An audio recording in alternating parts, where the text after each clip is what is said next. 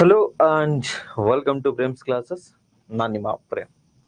Day students, science and ಟೆಕ್ನಾಲಜಿಯ 3ನೇ ತರಗತಿಗೆ ತಮ್ಮೆಲ್ಲರೂ ಕೂಡ ಸ್ವಾಗತ. ಕಳೆದ 2 ತರಗತಿಯಲ್ಲಿ ಫಸ್ಟ್ ತರಗತಿಯಲ್ಲಿ ಬೇಸಿಕ್ಸ್ ಆಫ್ ಸೆಲ್ ಅಂದ್ರೆ ಏನು, ಲೈಫ್ ಅಂದ್ರೆ ಏನು, ಜೀವಿ ಅಂದ್ರೆ ಏನು, ಜೀವಕೋಶ ಅಂದ್ರೆ ಏನು ಅಂತ ಹೇಳಿ ನೋಡಿದ್ವಿ. ನಂತರ 2ನೇ ತರಗತಿಯಲ್ಲಿ ನಾವು ಆರ್ಗನಲ್ಸ್ ಬಗ್ಗೆ ಸ್ಟಡಿಯನ್ನ ಮಾಡ್ತಾ ಇದ್ವಿ, ಅಂದ್ರೆ ಕಣದಂಗಗಳ ಬಗ್ಗೆ ನೋಡ್ತಾ ಇದ್ವಿ. ಅದರಲ್ಲಿ ಫಸ್ಟ್ ಕಣದಂಗ ಯಾವುದು ಅಂದ್ರೆ ಸೆಲ್ ಮೆಂಬ್ರೈನ್, ಪ್ಲಾಸ್ಮಾ ಮೆಂಬ್ರೈನ್ ಅಂದ್ರೆ ಜೀವಕೋಶದಲ್ಲಿರ್ತಕ್ಕಂಥ ಕೋಶ ಪೊರೆಯ ಬಗ್ಗೆ ನೋಡ್ತಾ ಇದ್ವಿ.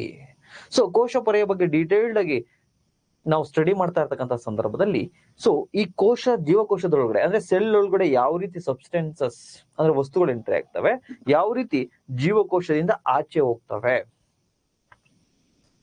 ಅದು ಥ್ರೂ ಸೆಲೆಕ್ಟಿವ್ಲಿ ಪರ್ಮಿಯಬಲ್ ಮೆಂಬ್ರೇನ್, ಅರೆಪಾರ್ಯ, ಅರವ್ಯಾಪ್ಯ, ಅರೆಪಾರ, ಈ ಜೀವಕೋಶದಲ್ಲಿರ್ತಕ್ಕಂತಹ ಕೋಶ ಪೊರೆ ಏನಿರುತ್ತಲ್ವಾ ಅದ್ರ ಮೂಲಕ ಯಾವ ರೀತಿ ಒಳಗಡೆ ಹೋಗ್ತವೆ, ಯಾವ ರೀತಿ ಆಚೆ ಬರ್ತವೆ ಅಂತ ಹೇಳಿ ನೋಡ್ತಾ ಇದ್ವಿ. ಸೊ ಅದಾದ ನಂತರ ನಾವು ಆಸ್ಮೋಸಿಸ್ ಮತ್ತೆ ಡಿಫ್ಯೂಷನ್ ಅಂದ್ರೆ ಏನು, ಅಭಿಸರಣೆ ಮತ್ತೆ ವಿಸರಣೆ ಅಂದ್ರೆ ಏನು ಅಂತಕ್ಕಂಥದ್ದನ್ನ ಕಳೆದ ತರಗತಿಯಲ್ಲಿ ನೋಡಿದ್ವಿ. ಸೊ ಅದರ ಮುಂದುವರೆದ ಭಾಗವನ್ನ ಈ ತರಗತಿಯಲ್ಲಿ ನೋಡ್ತಾ ಹೋಗೋಣ. ಇಟ್ ಮೀನ್ಸ್ ತಮಗೆ ಆ 2 ಕ್ಲಾಸ್ ಅನ್ನ ನೋಡಿದ್ರೆ ಮಾತ್ರ ಈ ಕ್ಲಾಸ್ ಅರ್ಥ ಆಗತ್ತೆ. ಸೊ ಎಲ್ರಿಗೂ ಕೂಡ ನಮಸ್ಕಾರ.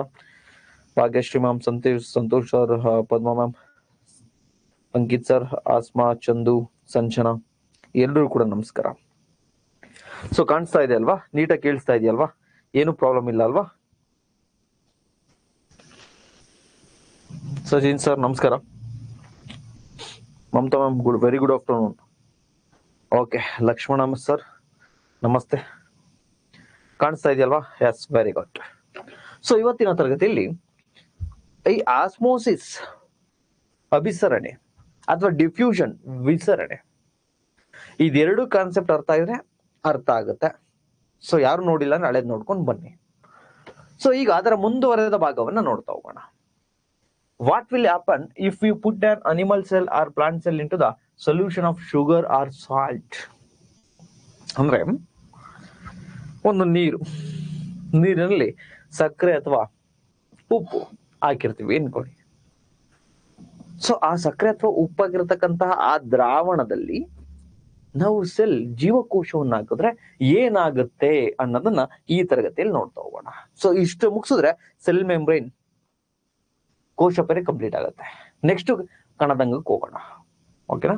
ಸೊ ಈಗ first one of the following, if the medium surrounding the cell as A higher water concentration than the cell that outside solution is very dilute, the cell will gain water by the osmosis, such as a solution known as hypotonic solution.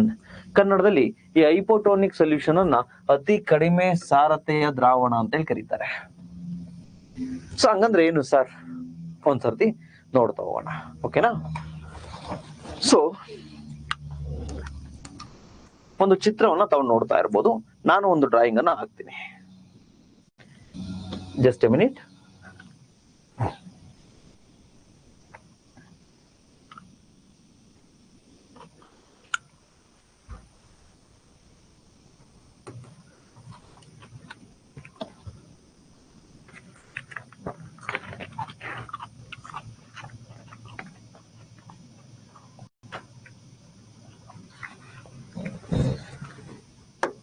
So ಹೈಪೋಟೋನಿಕ್ solution ಅದ್ರ ಬಗ್ಗೆ ಮಾತಾಡೋಣ.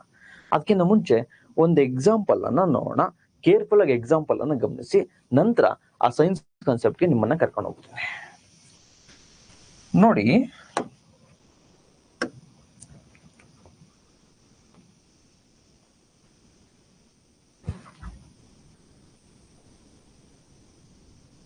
ಹೈಪೋಟೋನಿಕ್ solution, ಒಬ್ಬ ಹುಡುಗ ಇರ್ತಾನೆ ಅನ್ಕೊಳ್ಳಿ. ಏನಲ್ಲಿ ಒಬ್ಬ ಹುಡುಗ ಇರ್ತಾನೆ.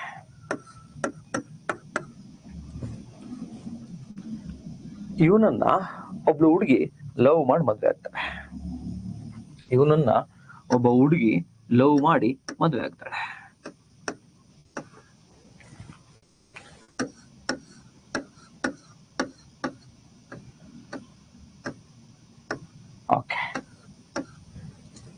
ಈಕೆ ಇವನ ಲವ್ ಮಾಡಿ ಮದ್ವೆ ಆಗ್ತಾಳೆ. ಸೊ ಹುಡುಗ ಬಹಳ ಒಳ್ಳೆ ಹುಡುಗ. ಎಷ್ಟು ಒಳ್ಳೆ ಹುಡುಗ ಅಂದ್ರೆ ಅಷ್ಟು ಒಳ್ಳೆ ಹುಡುಗ. ಅಂದ್ರೆ ಅವನೇನ್ ಹೇಳಿದ್ದು ಅವಳೇನ್ ಹೇಳಿದ್ರು ಕೇಳ್ತಾ ಇರ್ತಾನೆ. ಗುಣವಂತ, ಶೀಲವಂತ, ಸ್ಫುರದ್ರೂಪಿ. ಸೊ ಇವಳು ಏನ್ ಮಾಡ್ತಾಳೆ, ಇವನ್ ಲೈಫಿಗೆ ಬಂದ್ಮೇಲೆ ನೋಡ್ರಿ, ಈಗ ಬಿಗ್ ಬಿಲಿಯನ್ ಡೇಸ್ ಎಲ್ಲಿ ನಡೀತಾ ಇದೆ, ಫ್ರಿಡ್ಜ್ ತಗೋಣ, ಓಕೆ ತಗೋಣ ಅಂತ ಹೇಳ್ತಾನೆ. ಟಿವಿ ತಗೋಣ, 55 ಇಂಚು ಸೋನಿ, ಬಹಳ ಚೆನ್ನಾಗಿದೆ ಅಂತೆ, ಒಂದು 50,000 ಆಗುತ್ತೆ ಅಷ್ಟೇ, ತಗೋಣ. ಆಯ್ತಮ್ಮ ತಗೋಣ. ರೀ ಸಂಜೆ ಪಾಪ್ಕಾರ್ನ್ ತಿನ್ಬೇಕು ಅನ್ಸ್ತಾ ಇದೆ, ತಿನ್ನೋಣ. ಆಯ್ತು, ಬಟ್ ನನಗೆ ಪಾಪ್ಕಾರ್ನ್ ಈ ರೋಡ್ ಸೈಡ್ ಅಲ್ಲಿ ಆದ್ರಾಗಲ್ಲ, PVR ಅಲ್ಲೇ ಬೇಕು. ಆಯ್ತು ಕಣಮ್ಮ, ನಿನ್ನೇನೋ ಕೇಳ್ತಾ ಇದೆಯಾ, ಕೊಡಿಸ್ತೀನಿ, ಅದನ್ನು ತಗೊಂಡ್ಬಿಡು. ಆಮೇಲೆ ಪಿಜ್ಜಾ ತಿನ್ನೋಣ. ಪಿಜ್ಜಾ ಹಟ್ಟಲ್ಲಿ ಪಿಜ್ಜಾ ಬೇಡ, ಡೊಮಿನೋಸ್ಗೆ ಹೋಗೋಣ. ಆಯ್ತಮ್ಮ, ಅಲ್ಲೇ ಹೋಗೋಣ. ಈಕೆ ಇವನ ಹತ್ರ ಬಂದಾಗ ಒಂದು 50 kg ಇದ್ಲು. 50 kg ಇದ್ಲು. ಸೊ ಇವನಲ್ಲಿ ಆಗ 1 ಲಕ್ಷ ದುಡ್ಡಿತ್ತು, 10 ಲಕ್ಷ ದುಡ್ಡಿತ್ತು ಅನ್ಕೊಳ್ಳಿ, ಇವಳು ಬರೋದ್ಕಿಂತ ಮುಂಚೆ. ಸೊ ಇವಳು ಏನ್ ಮಾಡಿದ್ರು, ಇಷ್ಟೆಲ್ಲ ಖರ್ಚು ಮಾಡಿ ಮಾಡಿ ಮಾಡಿ ಮಾಡಿ ಮಾಡಿ ಚೆನ್ನಾಗಿ ತಿನ್ಕೊಂಡು ಈಗ 70 kg ಆಗಿದ್ದಾಳೆ. ಸೊ ಮುಂಚೆ ಇವಳ ಹತ್ರ ಏನಿರ್ಲಿಲ್ಲ, ಇವನ ಹತ್ರ ಚೆನ್ನಾಗಿತ್ತು ದುಡ್ಡು. ಈಗೇನಾಯ್ತು, ಎಲ್ಲ ಖಾಲಿಯಾಗಿ ಇವನ ಹತ್ರ 1-2 ಲಕ್ಷ ಅಷ್ಟೇ ಉಳ್ಕೊಂಡಿದೆ. ಇನ್ ಮಿಕ್ಕಿದೆಲ್ಲ ಈ ಕಡೆ ಬಂದು ಇವಳು ತಿಂದು ಚೆನ್ನಾಗಿ ದಪ್ಪ ಆಗ್ಬಿಡ್ಲು. ಸೊ ಇದೇ ಕಾನ್ಸೆಪ್ಟ್ ಅನ್ನ ತಾವು ನೆನಪಲ್ಲಿ ಇಟ್ಕೊಂಡು ಈಗ ಇದನ್ನ ಸೈನ್ಸಿಗೆ ಅಪ್ಲೈ ಮಾಡ್ತಾ ಬರೋಣ. ಇವನ ಹತ್ರ ಇಲ್ಲೇನಿದಾನೆ,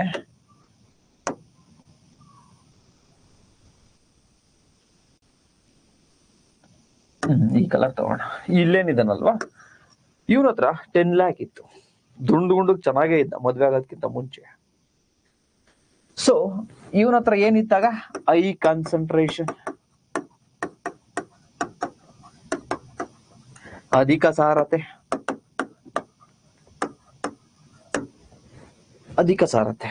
ಇವನ್ ಲೈಫ್ಗೆ ಯಾರು ಬಂದ್ಲು, ಈಕೆ ಬಂದ್ಲು. ಇವಳ ಹತ್ರ ಇವಳು ಬಂದಾಗ ಸ್ಟಾರ್ಟಿಂಗ್ ಅಲ್ಲಿ ಇವಳ ಹತ್ರ ಏನಿತ್ತು, ಲೋ ಕಾನ್ಸಂಟ್ರೇಷನ್, ಏನು ಇರ್ಲಿಲ್ಲ. ಲೋ ಕಾನ್ಸಂಟ್ರೇಷನ್, ಕಡಿಮೆ ಸಾರತೆ, ಏನೇನು ಇರ್ಲಿಲ್ಲ. ಸೊ ಇವನ್ ಲೈಫಿಗೆ ಬಂದ ಮೇಲೆ ಇವನ ಹತ್ರ ಇರ್ತಕ್ಕಂಥದ್ನೆಲ್ಲ ಇರ್ಕೊಂಡ್ಬಿಟ್ಲು. ದುಡ್ಡಾಗಿರ್ಬೋದು, ಟೈಮ್ ಆಗಿರ್ಬೋದು, ಮನೆ ಆಗಿರ್ಬೋದು, ನೆಮ್ಮದಿ ಆಗಿರ್ಬೋದು, ಎಲ್ಲ ಇರ್ಕೊಂಡ್ಬಿಟ್ಲು. ಇವಳು ದಪ್ಪಾಗ ಆರಾಮ ಖುಷಿಯಾಗಿದ್ದಾಳೆ, ಇವನ್ ಸಣ್ಣ ಆಗ್ಬಿಟ್ಟ.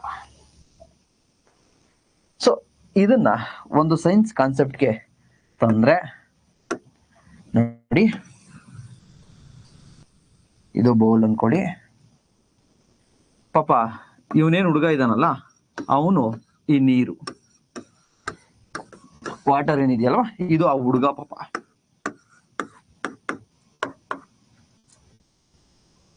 ಹೈ ಕಾನ್ಸಂಟ್ರೇಷನ್, ಸಿಕ್ಕಾಬಟ್ಟೆ ನೀರಿದೆ. ಆಕೆ ಒಂದು ಸುಂದರವಾಗಿರ್ತಕ್ಕಂಥ ಹುಡುಗಿ ಅಂತ ಕಾರಣ.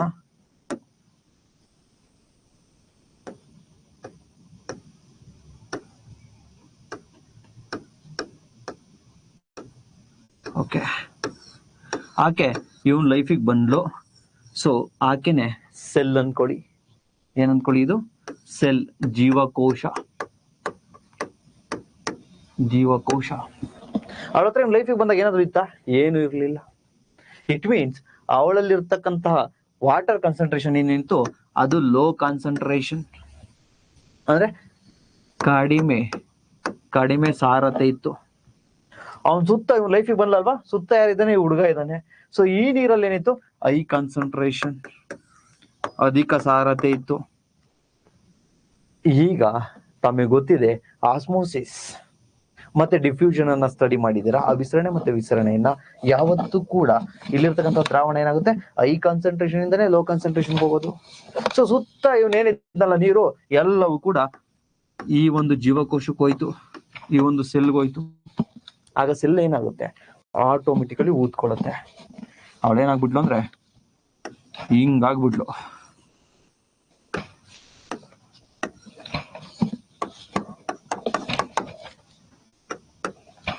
ದಪ್ಪ ಆಗ್ಬಿಟ್ಲು. ಸೊ ಇದೇ ಕಾನ್ಸೆಪ್ಟ್ ಅನ್ನೇ ನಾವೇನಂತ ಕರಿತೀವಿ ಅಂದ್ರೆ ಹೈಪೋಟೋನಿಕ್ solution. ಹೈಪೋಟೋನಿಕ್ solution, it means if the medium surrounding the cell has higher water concentration. ಅಂದ್ರೆ ಈ ಒಂದು ಸೆಲ್ ಏನಿದೆ, ಸೆಲ್ ನ ಸುತ್ತ ಇರತಕ್ಕಂತಹ ನೀರೇನಿದೆ, ಸೆಲ್ ನ ಸುತ್ತ ಇರತಕ್ಕಂತಹ ನೀರೇನಿದೆಯಲ್ಲ, ಇದು ಹೈ ಕಾನ್ಸಂಟ್ರೇಷನ್, ಅಧಿಕ ಸಾರತೆಯನ್ನು ಒಳಗೊಂಡಿರುತ್ತೆ. So the cell, meaning that outside the solution is very dilute, then cell will gain water. Cell ಅಲ್ಲಿ ಲೋ ಕಾನ್ಸಂಟ್ರೇಷನ್ ಇತ್ತ, ಸೊ ಸೆಲ್ಲು ವಾಟರ್ ಅನ್ನ ಗೇನ್ ಮಾಡ್ಕೊಂಡು ಊದ್ಕೊಳ್ಳುತ್ತೆ. So such solution is known as hypotonic solution. ಈ ಈ ದ್ರಾವಣ ಏನಿದೆಯಲ್ವಾ, high concentration ದ್ರಾವಣ, ಅದನ್ನೇ ನಾವು ಹೈಪೋಟೋನಿಕ್ ಸೊಲ್ಯೂಷನ್ ಅಂತೇಳಿ ಕರಿತೀವಿ. ಕನ್ನಡದಲ್ಲಿ ಅತಿ ಕಡಿಮೆ ಸಾರತೆಯ ದ್ರಾವಣ ಅಂತೇಳಿ ಕರಿತೀವಿ. ಸೊ ಜೀವಕೋಶವನ್ನು ಆವರಿಸಿರುವ ಮಾಧ್ಯಮದ ನೀರಿನ ಸಾರತೆಯು ಜೀವಕೋಶದ ಒಳಗಿನ ನೀರಿನ ಸಾಂದ್ರತೆಗಿಂತ ಹೆಚ್ಚಾಗಿದ್ದಲ್ಲಿ, ಅಂದರೆ ಜೀವಕೋಶವನ್ನು ಆವರಿಸಿರುವ ದ್ರಾವಣ ಅತಿ ದುರ್ಬಲವಾಗಿದ್ದರೆ ಅಭಿಸರಣೆಯಿಂದ ಜೀವಕೋಶವು ನೀರನ್ನು ಪಡೆಯುತ್ತದೆ. ಇಂತಹ ದ್ರಾವಣವನ್ನು ಅತಿ ಕಡಿಮೆ ಸಾರತೆಯ ದ್ರಾವಣ ಅಂತೇಳಿ ಕರಿತೀವಿ. ಇನ್ನೊಂದು ಎಕ್ಸಾಂಪಲ್, ನೀರಿದೆ ಅನ್ಕೊಳ್ಳಿ, ನೀರಲ್ಲಿ ಉಪ್ಪು ಹಾಕಿದೀವಿ, ಸಕ್ಕರೆ ಹಾಕಿದೀವಿ, ಅದೀಗೇನಾಯ್ತು, ದುರ್ಬಲ ದ್ರಾವಣ ಆಯ್ತು.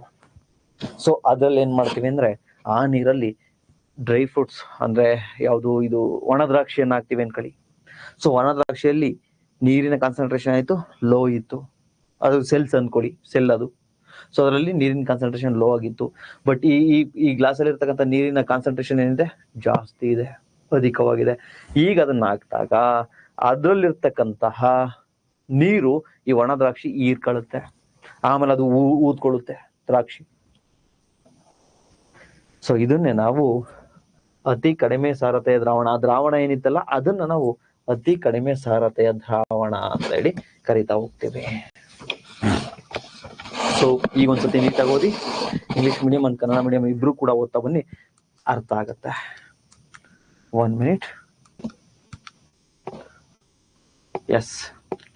If the medium surrounding the cell has a higher water concentration, ಆ ಸೆಲ್ ಸುತ್ತ ಇರ್ತಾವಲ್ಲ ನೀರು, ಅದು ಅಧಿಕ ಸಾರತೆಯಿಂದ ಕೂಡಿದ್ದರೆ,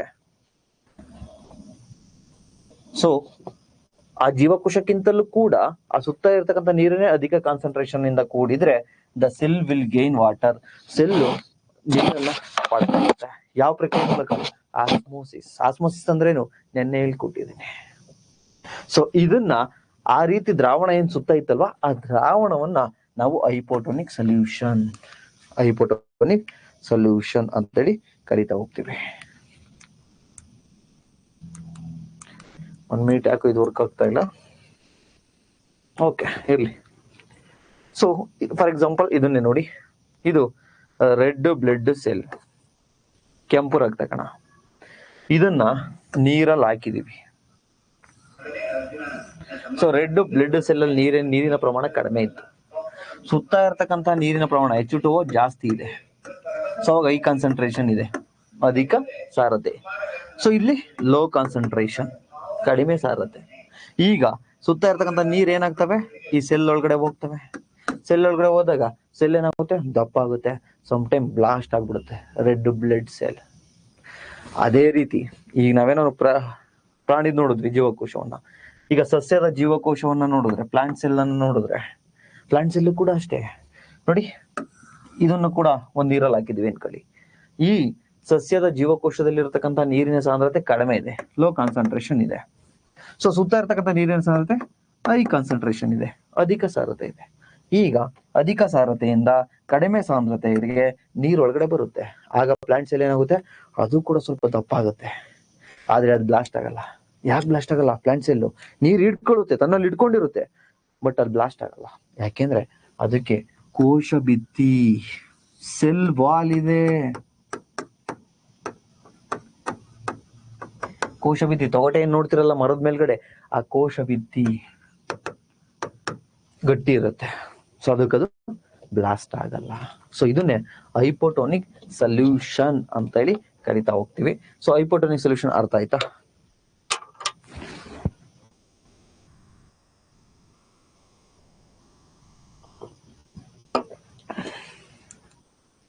ಅತಿ ಕಡಿಮೆ ಸಾರತೆಯ ದ್ರಾವಣ.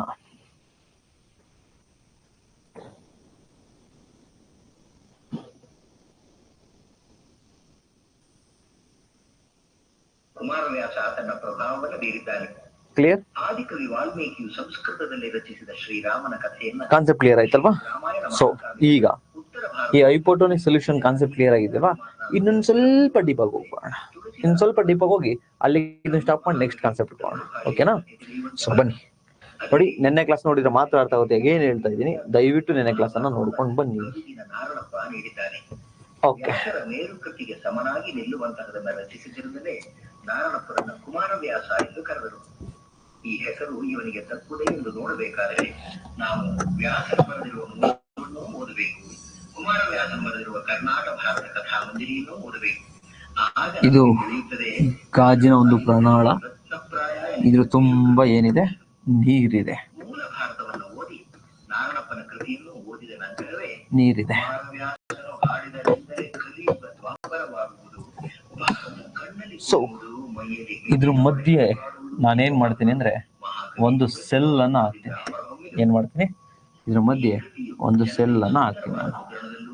ಅತಿ ಸುಲಭ ಬೆಲೆಗೂ ದೊರೆಯುವಂತೆ ಆಗಬೇಕು ಎಂದು 42 ವರ್ಷಗಳ ಹಿಂದೆಯೇ ಆಗ ಕರ್ನಾಟಕದ ಮುಖ್ಯಮಂತ್ರಿಗಳಾಗಿದ್ದ ಶ್ರೀ ಕೆಂಗಲ್ ಹನುಮಂತಯ್ಯನವರು ಸೂಚಿಸಿದರು.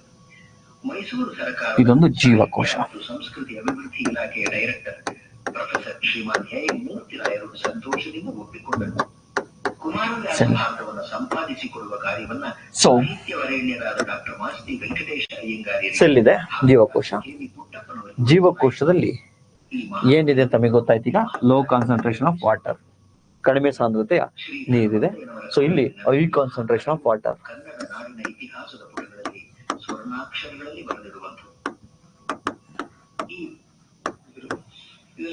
ಅಧಿಕ ಸಾರತೆ ಇದೆ. ಈ ಟೈಮಲ್ಲಿ ಯೂಶಲಿ ಏನಾಗುತ್ತೆ ಅಂದ್ರೆ ಈ ನೀರು ವಾಟರ್ ಏನಿದೆಯಲ್ವಾ, ಅದು ಒಳಗಡೆ ಹೋಗುತ್ತೆ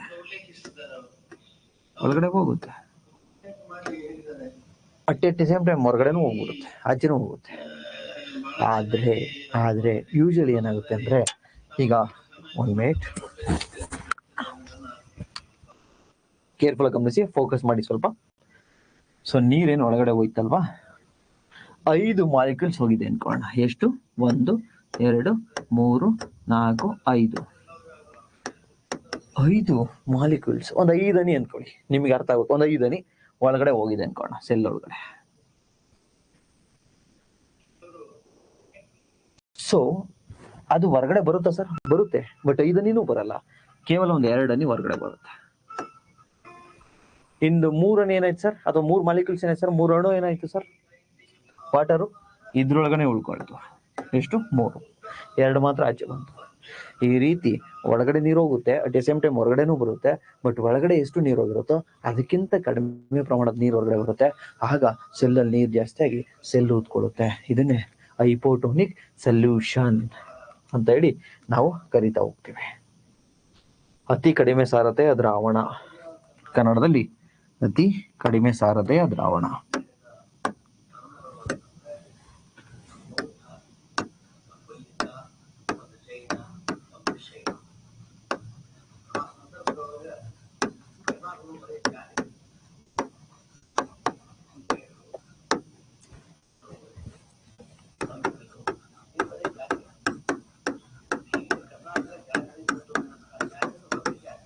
ಈ ರೀತಿ ಏನ್ ದ್ರಾವಣ ಆಗುತ್ತಲ್ವಾ, ಈ ದ್ರಾವಣವನ್ನ, ಈ ಸೊಲ್ಯೂಷನ್ ಅನ್ನೇ ಹೈಪೋಟೋನಿಕ್ ಸೊಲ್ಯೂಷನ್.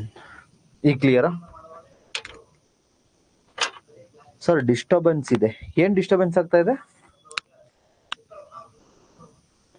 ಬ್ಯಾಕ್ ಗ್ರೌಂಡ್ ಅಲ್ಲಿ ಏನಾದ್ರು ಸೌಂಡ್ ಬರ್ತಾ ಇದೆಯಾ? ನಾಯ್ಸ್ ಬರ್ತಾ ಇದೆಯಾ? ಮೊದ್ಲೇ ಹೇಳ್ಬೇಕಲ್ವಾ? ಓ,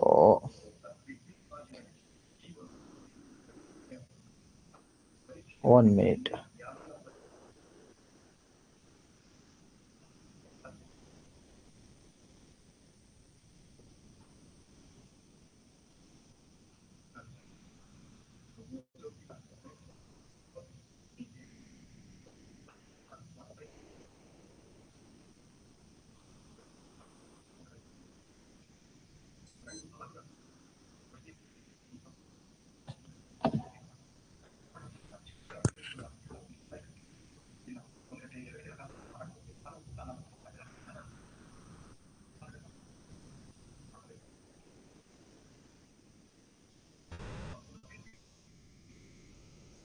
ರಾಮಾಯಣ ಕ್ಲಾಸ್ ಆನ್ ಆಗಿದೆಯಾ? ರಾಮಾಯಣ ಕ್ಲಾಸ್ ಆನ್ ಆಗಿದೆಯಾ? ಈಗ ಡಿಸ್ಟರ್ಬೆನ್ಸ್ ಇಲ್ವಾ? ಓಕೆ, 1 ಮಿನಿಟ್ ಇರಿ.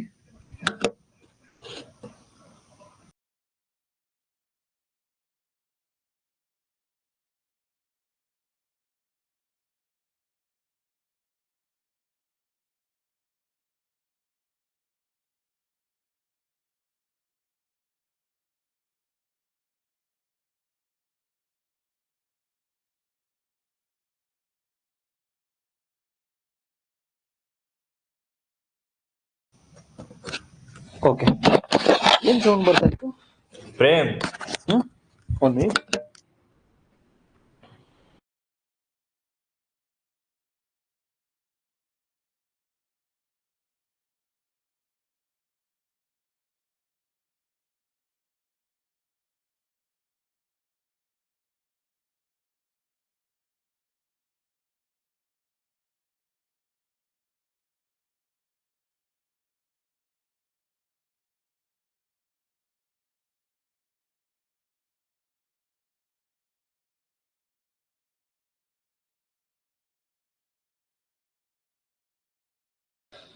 ಅಯ್ಯೋ, ಫಸ್ಟ್ ಹೇಳ್ಬೇಕಲ್ವಾ, ಅಲ್ಲಿ 2 ಮೈಕ್ ಇದೆ. ಒಂದು ಅಲ್ಲೋ ಆನ್ ಆಗಿದೆ. ನಮ್ಮ ಫ್ರೆಂಡು ಕುಮಾರ ಭಾರತ ಕ್ಲಾಸ್ ಕೇಳ್ತಾ ಇದಾರೆ, ಸೊ ಅದು ಬ್ಯಾಕ್ ಗ್ರೌಂಡ್ ಅಲ್ಲಿ ಪ್ಲೇ ಆಗಿದೆ. ನೀವ್ ಹೇಳ್ಬೇಕಲ್ವಾ?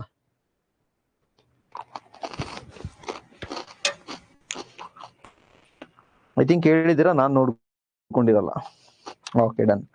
ತುಂಬಾ ಏನ್ ಡಿಸ್ಟರ್ಬೆನ್ಸ್ ಇರಲಿಲ್ಲ ಅಲ್ವಾ? ಕೇಳ್ಬೋದಿತ್ತಲ್ವಾ?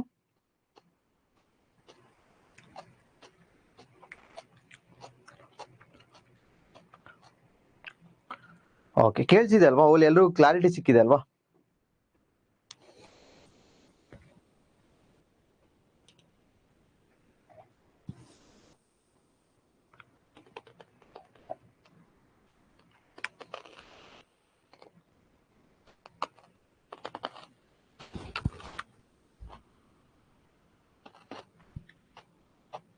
ಓಕೆ, ನೆಕ್ಸ್ಟು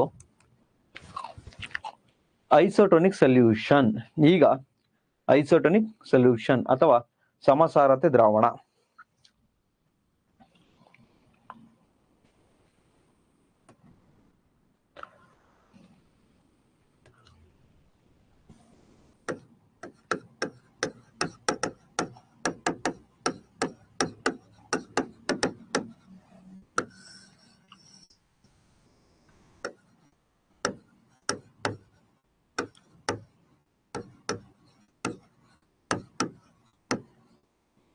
ಸಮಸಾರತೆಯ ದ್ರಾವಣ. ಸೊ ಇದಕ್ಕೊಂದು ಕತೆ ನೋಡೋಣ. ಈಗೇನ್ ಒಬ್ಬ ಒಳ್ಳೆ ಹುಡುಗ ಇರ್ತಾನೆ, ಫಾರ್ ಎಕ್ಸಾಂಪಲ್ ಪ್ರೇಮ್ ಅನ್ಕೊಳ್ಳಿ. ಒಬ್ಬ ಒಳ್ಳೆ ಹುಡುಗ ಇರ್ತಾನೆ, ಪ್ರೇಮ್.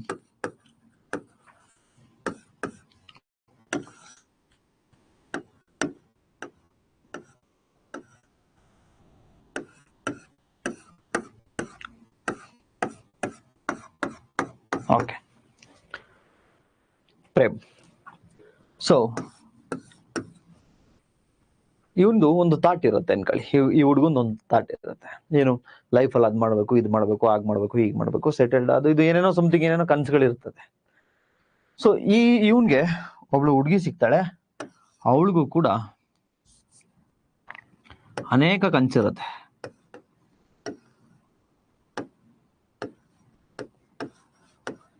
ಚಿತ್ರ ಅಡ್ಜಸ್ಟ್ ಮಾಡ್ಕೊಳ್ಳಿ.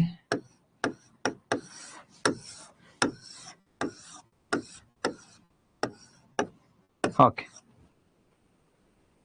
ಸೊ ಇವಳಿಗೂ ಸೇಮ್ ಕನ್ಸಿರುತ್ತೆ, ಅದ್ ಮಾಡ್ಬೇಕು, ಇದ್ ಮಾಡ್ಬೇಕು, ಸೊಸೈಟಿಗೆ ಅದ್ ಮಾಡ್ಬೇಕು, ಅದು ಇದು ಏನೇನೋ ಸಮಥಿಂಗ್ ಕನ್ಸುಗಳು.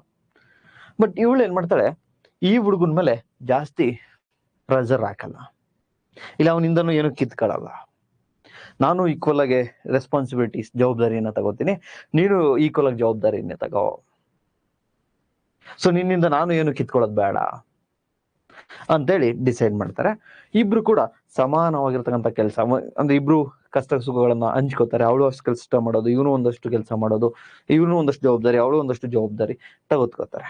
ಸೊ ಇಲ್ಲೇನಾಗುತ್ತೆ, ಇವರಿಂದನೂ ಇವ್ರು ಕಿತ್ಕೊಳ್ಳಲ್ಲ, ಅಥವಾ ಇವರಿಂದನೂ ಕೂಡ ಇವ್ರೇನ್ ಕಿತ್ಕೊಳ್ಳಲ್ಲ, ಏನು ಪಡ್ಕೊಳ್ಳಲ್ಲ.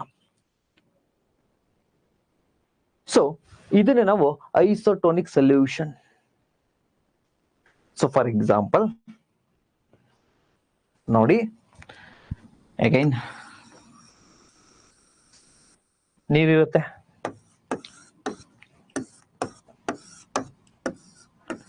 ನೀರಿರುತ್ತೆ.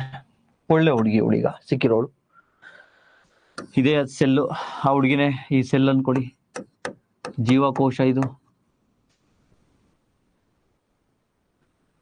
ಇಲ್ಲೇನಾಗತ್ತೆ, ಸೇಮ್ ವಾಟರ್ ಕಾನ್ಸಂಟ್ರೇಷನ್ ಇರುತ್ತೆ. ಏನು ಸೇಮ್ ಥಾಟ್ ಇರುತ್ತಲ್ವಾ, ಸೇಮ್ ವಾಟರ್ ಕಾನ್ಸಂಟ್ರೇಷನ್ ಇರುತ್ತಲ್ವಾ. ಸೊ ಈ ನೀರಿನಲ್ಲಿಯೂ ಕೂಡ ಸೇಮ್ ಅಂದ್ರೆ ಒಂದೇ ತರ ಅಂದ್ರೆ ಇಬ್ರಿಗೂ ಸಮಾನವಾಗಿರ್ತಕ್ಕಂಥ ವಾಟರ್ ಕಾನ್ಸಂಟ್ರೇಷನ್ ಇರುತ್ತೆ, ಅಂದ್ರೆ ಸಾರತೆ, ಸಮಾನ ಸಾರತೆ ಇರುತ್ತೆ. ಸೊ ಇಲ್ಲೂ ಕೂಡ ಅಷ್ಟೇ, 500 ಜಾಸ್ತಿ ಇರಲ್ಲ. ಅಂದ್ರೆ ಇಟ್ ಮೀನ್ಸ್ ಇಲ್ಲಿ 1 2 3 4 5 6 ಮಾಲಿಕ್ಯೂಲ್ಸ್ ವಾಟರ್ ಇದೆ, ಕಾನ್ಸಂಟ್ರೇಷನ್ ಇದೆ ಅನ್ಕೋಣ. ಅಟ್ ದಿ ಸೇಮ್ ಟೈಮ್ ಆ ಸುತ್ತ ಇರ್ತಕ್ಕಂಥದ್ರಲ್ಲೂ ಕೂಡ ಅಷ್ಟೇ 3 4 5 6 ಇದೆ. ಸೊ ಇಲ್ಲಿ ಐನೂ ಆಗ್ಲಿಲ್ಲ, ಇಲ್ಲಿ ಲೋನು ಆಗ್ಲಿಲ್ಲ, ಇಬ್ರು ಈಕ್ವಲ್ ಆಗಿದ್ದಾರೆ.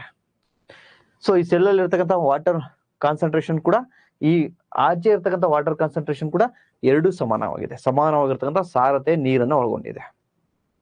ಸರ್ ಈಗ ವಾಟರ್ ಮೂವ್ಮೆಂಟ್ ಆಗಲ್ವಾ ಸರ್? ಆಗುತ್ತೆ, ವಾಟರ್ ಮೂವ್ಮೆಂಟ್ ಆಗುತ್ತೆ. ಆದ್ರೆ ಈ ನೀರನ್ನ ಈ ಸೆಲ್ ಹಿಡಿದಿಟ್ಕೊಳ್ಳಲ್ಲ. ಹೇಗಾಗುತ್ತೆ ಸರ್? ಮತ್ತೆ ನೋಡಿ, ಸೆಲ್ ಇದು ಸೆಲ್ ಇದು. ಸೊ ಇಲ್ಲಿಯೂ ಕೂಡ ಸೇಮ್ ಇರುತ್ತೆ, ಈ ನೀರಲ್ಲೂ ಕೂಡ ಸೇಮ್ ಕಾನ್ಸಂಟ್ರೇಷನ್ ಇರುತ್ತೆ ವಾಟರ್. ಸೊ ಮೂವ್ ಆಗುತ್ತೆ, ವಾಟರ್ ಏನೋ ಹೋಗುತ್ತೆ ಸೆಲ್ ಒಳಗಡೆ, ಈ ಜೀವಕೋಶದೊಳಗಡೆ ವಾಟರ್ ಹೋಗುತ್ತೆ. ಫಾರ್ ಎಕ್ಸಾಂಪಲ್ 5 ಡ್ರಾಪ್ ಹೋಗಿದೆ ಅನ್ಕೊಳ್ಳಿ, 6 ಹೋಗಿದೆ ಅನ್ಕೊಳ್ಳಿ, 6 ಮಾಲಿಕ್ಯೂಲ್ಸ್ ಹೋಗಿದೆ, ಅದು 6 ಹನಿ ಹೋಗಿದೆ. ಆಮೇಲೆ ಸರ್ ಸೆಲ್ ಚಿಕ್ಕದಲ್ವ ಸರ್, 6 ಹನಿ ಎಲ್ಲಿ ಹೋಗ್ತಾರೆ? ಅದ್ ಬೇಡ, ಜಸ್ಟ್ ಕೇಳಿಸ್ಕೊಡಿ. 6 ಹೋಗಿದೆ, ಎಷ್ಟು ಹೋಗಿರ್ತಾವಲ್ವಾ ಅಷ್ಟು ಆಚೆ ಬರುತ್ತೆ. ಎಷ್ಟು ಹೋಗಿರುತ್ತೆ ನೀರು ಅಷ್ಟು ಕೂಡ ಆಚೆ ಬರುತ್ತೆ. ಏನಾದ್ರು ವಾಟರ್ ಇದ್ರೊಳಗಡೆ ಉಳ್ಕೊಳ್ತಾ? ನೋ. ಇದನ್ನೇ ನಾವು ಐಸೋಟೋನಿಕ್, ಈ ನೀರ್ ಏನಿರುತ್ತಲ್ಲ, ಈ ದ್ರಾವಣ ಏನಿರುತ್ತಲ್ವಾ, ಇದನ್ನೇ ಐಸೋಟೋನಿಕ್ ಸೊಲ್ಯೂಷನ್, ಸಮಸಾರತೆಯ ದ್ರಾವಣ ಅಂತ ಹೇಳಿ ಕರಿತಾ ಹೋಗ್ತೀವಿ. ಒಂದ್ಸತಿ ಎಕ್ಸಾಂಪಲ್ ಅನ್ನ ನೋಡಿ, ಡೆಫಿನೇಷನ್ ಅನ್ನ ಓದಿ. If the medium as exactly same water concentration as the cell, ಅಂದ್ರೆ ಈ ಸೆಲ್ ಏನಿದೆಯಲ್ವಾ, ಈ ಸೆಲ್ ಸುತ್ತ ಏನು ನೀರಿರುತ್ತಲ್ವಾ, ಈ ನೀರು ಸೆಲ್ ಒಳಗಡೆ ಎಷ್ಟು ಕಾನ್ಸಂಟ್ರೇಷನ್, ಎಷ್ಟು ಸಾರತೆ ಇರುತ್ತೋ ಅಷ್ಟೇ ಸಾರತೆಯ ನೀರನ್ನ ಒಳಗೊಂಡಿರುತ್ತೆ. So there will be no net movement of water across the cell membrane. ಆ ಸೆಲ್ ಮೆಂಬ್ರೈನ್ ಅಂದ್ರೆ ಕೋಶಪೊರೆ ಏನಿರುತ್ತಲ್ಲ, ಅದ್ರ ಮೂಲಕ ನೀರ್ ಮೂವ್ಮೆಂಟ್, ವಾಟರ್ ಮೂವ್ಮೆಂಟ್ ಇರುತ್ತೆ, ಬಟ್ ನೆಟ್ ಮೂವ್ಮೆಂಟ್ ಇರಲ್ಲ. ನೋ ನೆಟ್ ಮೂವ್ಮೆಂಟ್ ಅಂದ್ರೆ ಎಷ್ಟೋ ಇರುತ್ತೋ ಅಷ್ಟು ಆಚೆ ಬಂದಿರುತ್ತೆ. ಇನ್ನೇನ್ರಿ ನೆಟ್ ಮೂವ್ಮೆಂಟ್? ನಿವ್ವಳ ಚಲನೆ ಇರಲ್ಲ. So such solution is known as isotonic solution. Water crosses the cell membrane in the both direction. ಈ ಸೆಲ್ ನ ಎರಡೂ ಕಡೆಯಿಂದನೂ ಕೂಡ ವಾಟರ್ ಮೂವ್ಮೆಂಟ್ ಆಗುತ್ತೆ. ಆದ್ರೆ the amount of going is the same as amount of going out. ಒಳಗಡೆ ಏನು ಹೋಗಿರುತ್ತಲ್ವಾ ಅಷ್ಟೇ ಪ್ರಮಾಣದ ನೀರು ಆಚೆ ಬರುತ್ತೆ. So there will be overall movement, there will be no overall movement of the water. The cell will stay the same size. Size same ಇರುತ್ತೆ. ಕನ್ನಡದಲ್ಲಿ ಒಂದ್ಸತಿ ಒತ್ತಿ ನೋಡ್ಕೊಳ್ಳಿ. ಜೀವಕೋಶವನ್ನ ಆವರಿಸಿದ ಮಾಧ್ಯಮದ ನೀರಿನ ಸಾರತೆಯು, ಅಂದ್ರೆ ಆ ಜೀವಕೋಶ ಸುತ್ತ ಏನಿರುತ್ತಲ್ಲ ಆ ನೀರಿನ ಸಾರತೆಯು ನಿಖರವಾಗಿ ಜೀವಕೋಶದ ಒಳಗೆ ಇರ್ತಕ್ಕಂಥ ನೀರಿನ ಸಾರತೆ ಅಷ್ಟೇ ಇದ್ರೆ, ಅಂದ್ರೆ ಈ ಜೀವಕೋಶದ ಸುತ್ತ ಇರ್ತಕ್ಕಂಥ ನೀರಿನ ಸಾಂದ್ರತೆ ಏನಿದೆ ಅದು ಜೀವಕೋಶದ ಒಳಗಡೆ ಎಷ್ಟಿರುತ್ತೋ ಅಷ್ಟೇ ಇರುತ್ತಂತೆ. ಇದ್ರೆ ಆ ನೀರಿನ ಸಾಂದ್ರತೆ ಇದ್ರೆ ಕೋಶ ಪೊರೆಯ ಮೂಲಕ ನೀರಿನ ಕಣಗಳ ಚಲನೆ ಇರುವುದಿಲ್ಲ. ನೀರಿನ ಕಣಗಳ ಚಲನೆ ಇರುತ್ತೆ, ಓವರ್ ಆಲ್ ನೆಟ್ ಅನ್ನ ತೆಗೆದುಕೊಂಡ್ರೆ ಎಷ್ಟು ಹೋಗಿರುತ್ತೋ ಅಷ್ಟೇ ವಾಪಸ್ ಬಂದಿರುತ್ತೆ. ಸೊ ನೀರಿನ ಕಣಗಳ ಚಲನೆ ಇರುವುದಿಲ್ಲ. ಇಂತಹ ದ್ರಾವಣವನ್ನ ಸಮಸಾರತೆಯ ದ್ರಾವಣ, ಐಸೋಟೋನಿಕ್ ಸೊಲ್ಯೂಷನ್ ಎನ್ನುವರು. ಸರ್ ಇದು ನೀವೆಲ್ಲರೂ ಬೇರೆ ಕಡೆಯಿಂದ ತಂದು ಹೇಳ್ತಿದ್ದೀರಾ? ನೋ, ನಿಮ್ NCERT ಇದೆ, ಓದ್ಲೇಬೇಕು. ಸಮಸಾರತೆಯ ದ್ರಾವಣ ಅಂತೇಳಿ ಕರಿತಾ ಹೋಗ್ತೀವಿ. ಸೊ ನೀರಿನ ಅಣುಗಳು ಕೋಶಪೊರೆಯ ಎರಡೂ ದಿಕ್ಕಿನಲ್ಲಿ ಸಾಕ್ತವೆ. ಆದ್ರೆ ಜೀವಕೋಶದ ಒಳಗೆ ಬರುವ ನೀರಿನ ಪ್ರಮಾಣವು ಜೀವಕೋಶದ ಹೊರಗೆ ಹೋಗುವ ನೀರಿನ ಪ್ರಮಾಣದಷ್ಟೇ ಇರುತ್ತೆ. ಅಂದ್ರೆ 5 ಮಾಲಿಕ್ಯೂಲ್ಸ್ ಹೋಗಿದಾವೆ ಅಂದ್ರೆ 5 ಆಚೆ ಬಂದಿರ್ತವೆ. ಆದ್ದರಿಂದ ಒಟ್ಟಾರೆಯಾಗಿ ನೀರಿನ ಚಲನೆ ಇರುವುದಿಲ್ಲ, ಒಟ್ಟಾರೆ ನಿವ್ವಳ ನೀರಿನ ಚಲನೆ ಇರಲ್ಲ. ಸೊ ಜೀವಕೋಶವು ಮೂಲ ಗಾತ್ರದಷ್ಟೇ ಇರುತ್ತೆ. ಅಂದ್ರೆ ಎಷ್ಟು ಗಾತ್ರ ಇರುತ್ತಲ್ವಾ ಅಷ್ಟೇ ಗಾತ್ರ ಇರುತ್ತೆ. ಸೊ ಒಳ್ಳೆ ಹುಡುಗಿಯಾಗಿರೋಳು ಸುಮ್ಮನೆ ಅವನಿಂದ ಕಿತ್ಕೊಂಡು ಇವಳು ಬೆಳೆಯಲ್ಲ, ಅವನು ಈಕ್ವಲ್ ಆಗಿರ್ತಾರೆ. ಅದನ್ನೇ ಐಸೋಟೋನಿಕ್ ಸೊಲ್ಯೂಷನ್. ಜಸ್ಟ್ ಎಕ್ಸಾಂಪಲ್, ಆಮೇಲೆ ಅದನ್ನೇ ನೀವು ಬರುದ್ರು ನಿಮ್ಗೆ ಅರ್ಥ ಆಗ್ಲಿ ಅಂತ ಹೇಳಿದ್ದು. ಸೊ ಇದರಲ್ಲಿ ಏನಾದ್ರೂ ಡೌಟ್ ಇದ್ರೆ ನನಗೆ ಕೇಳಬಹುದು.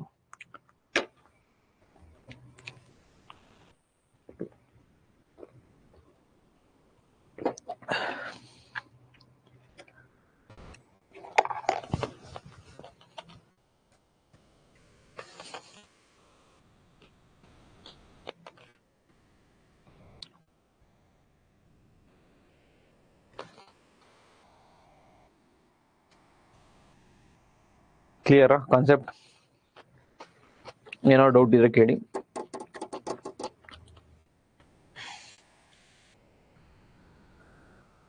ಅಷ್ಟೇನಿರಲಿಲ್ಲ, ಸ್ವಲ್ಪ ಮಟ್ಟಿಗೆ ಸೌಂಡ್ ಇತ್ತು. Okay done.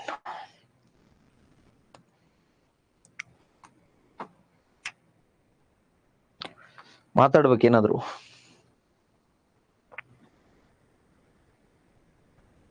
ಕ್ಲಾಸಲ್ಲಿ ಆಕ್ಟಿವ್ ಪಾರ್ಟಿಸಿಪೇಷನ್ ಇರಬೇಕು. No doubts? Very good.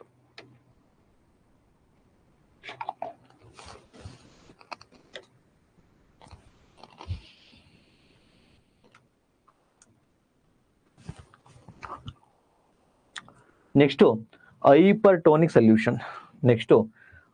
ಹೈಪರ್ಟೋನಿಕ್ solution, ಅಧಿಕ ಸಾರತೆ ದ್ರಾವಣ.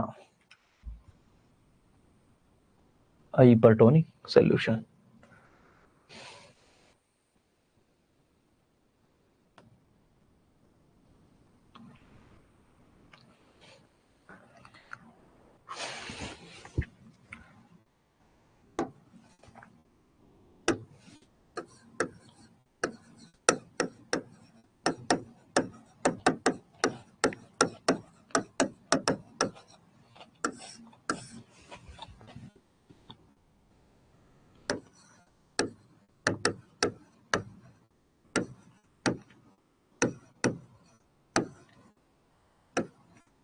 ಅಧಿಕ ಸಾರತೆಯ ದ್ರಾವಣ ಅಂತ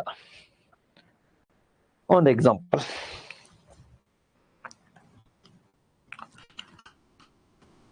ಒಬ್ಬ ಸುಂದರವಾದ ಹುಡುಗಿ ಇರ್ತಾಳೆ, ತುಂಬಾ ಸುಂದರವಾಗಿರ್ತಾಳೆ. ಅಟ್ ಎ ಸೇಮ್ ಟೈಮ್ ನೋಡ್ಲಿಕ್ಕೂ ಕೂಡ ತುಂಬಾ ಚೆನ್ನಾಗಿರ್ತಾಳೆ.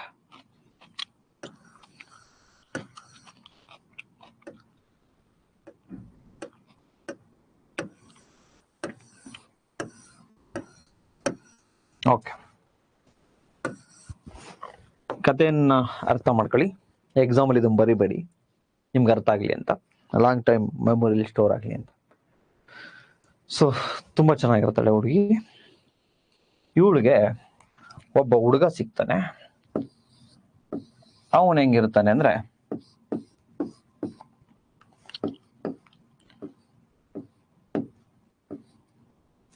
ಡೈಲಿ ಕುಡ್ಕೊಂಡು ಬಂದು ಗಲಾಟೆ ಮಾಡೋ ಅಂತ ಹುಡುಗ ಸಿಗ್ತಾನೆ. ಸೊ ಇಲ್ಲೇನಾಗತ್ತೆ ಅಂದ್ರೆ, ಇವಳ ಹತ್ರ ಇರೋ ದುಡ್ಡು ಗಿಡ್ಡೆಲ್ಲ ಕಿತ್ಕೊಂಡು ತಿಂತಾನೆ.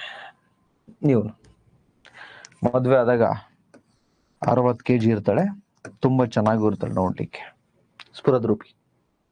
ಇವನ್ ಕುಡ್ದು ಹೊಡೆದು ಬಡ್ದು ಅವಳ ಹತ್ರನೇ ಕಿತ್ಕೊಂಡು ತಿಂದು ಈಗೇನಾಗಿದ್ದಾಳೆ ಇವಳು 40 kg ಬಂದಿದ್ದಾಳೆ, ವಯಸ್ಸಾಗಿರೋಳ ತರ ಇದ್ದಾಳೆ, ಬಿಕಾಸ್ ಆಫ್ ಇವನ್ ಮಾಡಿದ ಕೆಲಸದಿಂದ. ಸೊ ಇದನ್ನೇ ನಾವು ಅಂದ್ರೆ ಇವಳನ್ನ ಸೆಲ್ ಅನ್ಕೊಳ್ಳಿ, ಸೆಲ್. ಇವನನ್ನ ಇವಳು ಸುತ್ತ ಇರ್ತಕ್ಕಂಥ ವಾಟರ್ ಅನ್ಕೊಳ್ಳಿ, ವಾಟರ್. ಮದ್ವೆ ಆದಾಗ 60 kg ಇದ್ಲು, ಇವಳ ಹತ್ರ ದುಡ್ಡು ಇತ್ತು, ಚೆನ್ನಾಗಿತ್ತು, ಎಲ್ಲವೂ ಇದು.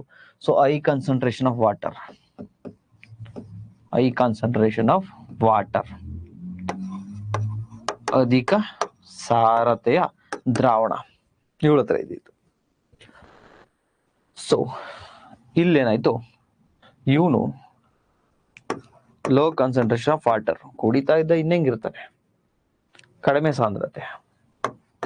ಸೊ ಮದ್ವೆ ಆದ್ಮೇಲೆ ಐ ಕಾನ್ಸಂಟ್ರೇಷನ್ ಇಂದ ಎಲ್ಲ ಆಸ್ತಿ, ಅಂತಸ್ತು, ಐಶ್ವರ್ಯ, ಪ್ರೀತಿ, ಮಮತೆ, ವಾತ್ಸಲ್ಯ, ಆರೋಗ್ಯ, ಸೌಂದರ್ಯ ಎಲ್ಲವೂ ಕೂಡ ಇವನ್ ಕಡೆ ಹರಿದು ಬಂತು. ಸೊ ಈಗ ಈ ಸೆಲ್ ಅಲ್ಲಿ ಏನ್ ಉಳಿಯುತ್ತೆ? ಎಲ್ಲ ಆಚೆ ಹೋಗುತ್ತೆ. ಶೆಲ್ಲು ಸ್ಟ್ರಿಂಕ್ ಆಗತ್ತೆ. ಅಂದ್ರೆ ಈ ಒಣಗು ಇದು ವಯಸ್ಸಾಗಿರೋ ಅಜ್ಜಿಯವ್ರ ಚರ್ಮ ಆಗುತ್ತಲ್ಲ, ಹಂಗಾಗತ್ತೆ ಸೆಲ್. ಇದನ್ನೇ ಅಧಿಕ ಸಾರತೆ ದ್ರಾವಣ ಅಥವಾ ಹೈಪರ್ಟೋನಿಕ್ ಸೊಲ್ಯೂಷನ್. ಈಗ ಸೈನ್ಸ್ ಎಕ್ಸಾಂಪಲ್ ಬರೋಣ ನೋಡಿ. ವಾಟರ್, ನೀರಿದೆ,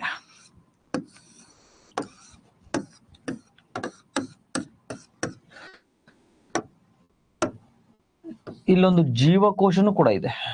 ಇಲ್ಲೇನಿದೆ? ಸೆಲ್.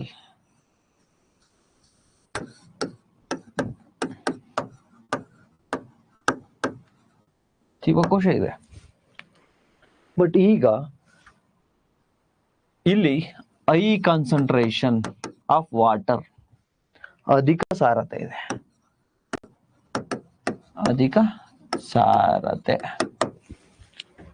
ಇಲ್ಲಿ ಸೆಲ್ ಒಳಗಡೆ, ಜೀವಕೋಶದೊಳಗಡೆ.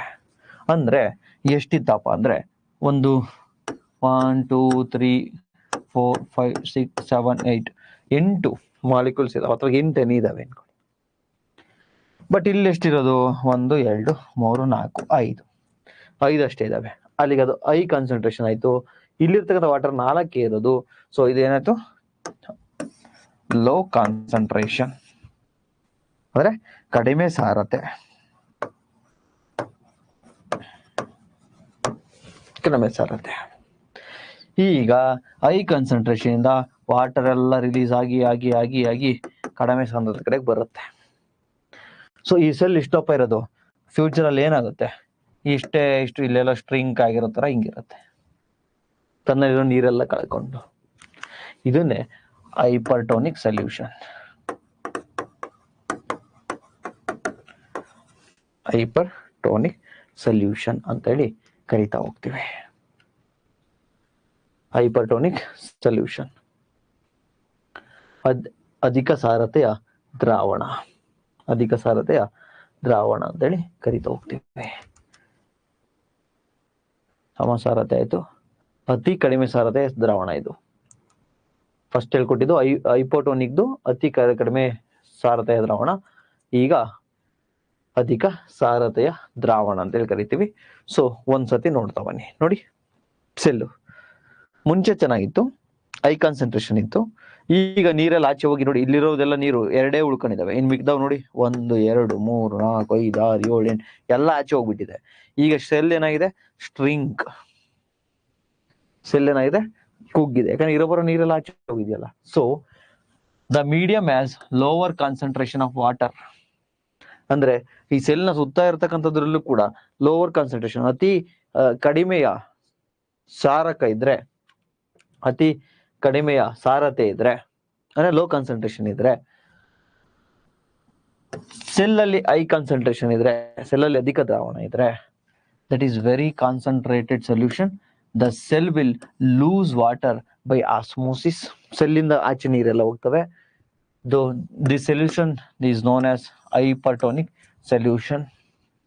ಸೊ ಜೀವಕೋಶವನ್ನು ಆವರಿಸಿದ ಮಾಧ್ಯಮದ ನೀರಿನ ಸಾರತೆಯು ಜೀವಕೋಶದ ಸಾಂದ್ರತೆಗಿಂತ, ಜೀವಕೋಶದೊಳಗಿನ ನೀರಿನ ಸಾಂದ್ರತೆಗಿಂತ ಕಡಿಮೆ ಇದ್ರೆ, ಅಂದ್ರೆ ಆ ಸುತ್ತ ಇರ್ತಕ್ಕಂಥ ನೀರಿನ ಸಾರತೆ ಜೀವಕೋಶದ ಸಾರತೆಗಿಂತ ಕಡಿಮೆ ಇರುತ್ತೆ. ಇಟ್ ಮೀನ್ಸ್ ಸೆಲ್ ಒಳಗಡೆ, ಜೀವಕೋಶದೊಳಗಡೆ ಹೈ ಕಾನ್ಸಂಟ್ರೇಷನ್ ಆಫ್ ವಾಟರ್, ಅಧಿಕ ಸಾರತೆಯ ನೀರಿರುತ್ತೆ.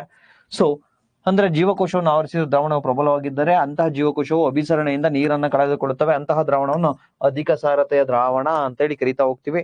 ಸೊ ಇಲ್ಲಿ ಏನಾಗುತ್ತೆ ಸರ್, ಈ ಹೈಪರ್ಟೋನಿಕ್ ಸೊಲ್ಯೂಷನ್ ಅಲ್ಲಿ ಏನಾಗುತ್ತೆ ಸರ್ ಅಂದ್ರೆ, ಸ್ವಲ್ಪ ದಯವಿಟ್ಟು ಇನ್ವಾಲ್ವ್ ಆಗ್ಬೇಕಿಲ್ಲಿ ನೋಡಿ.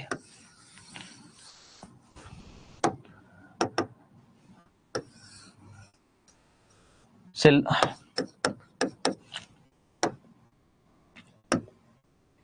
ಹೈ ಕಾನ್ಸಂಟ್ರೇಷನ್ ಎಲ್ಲಿದೆ?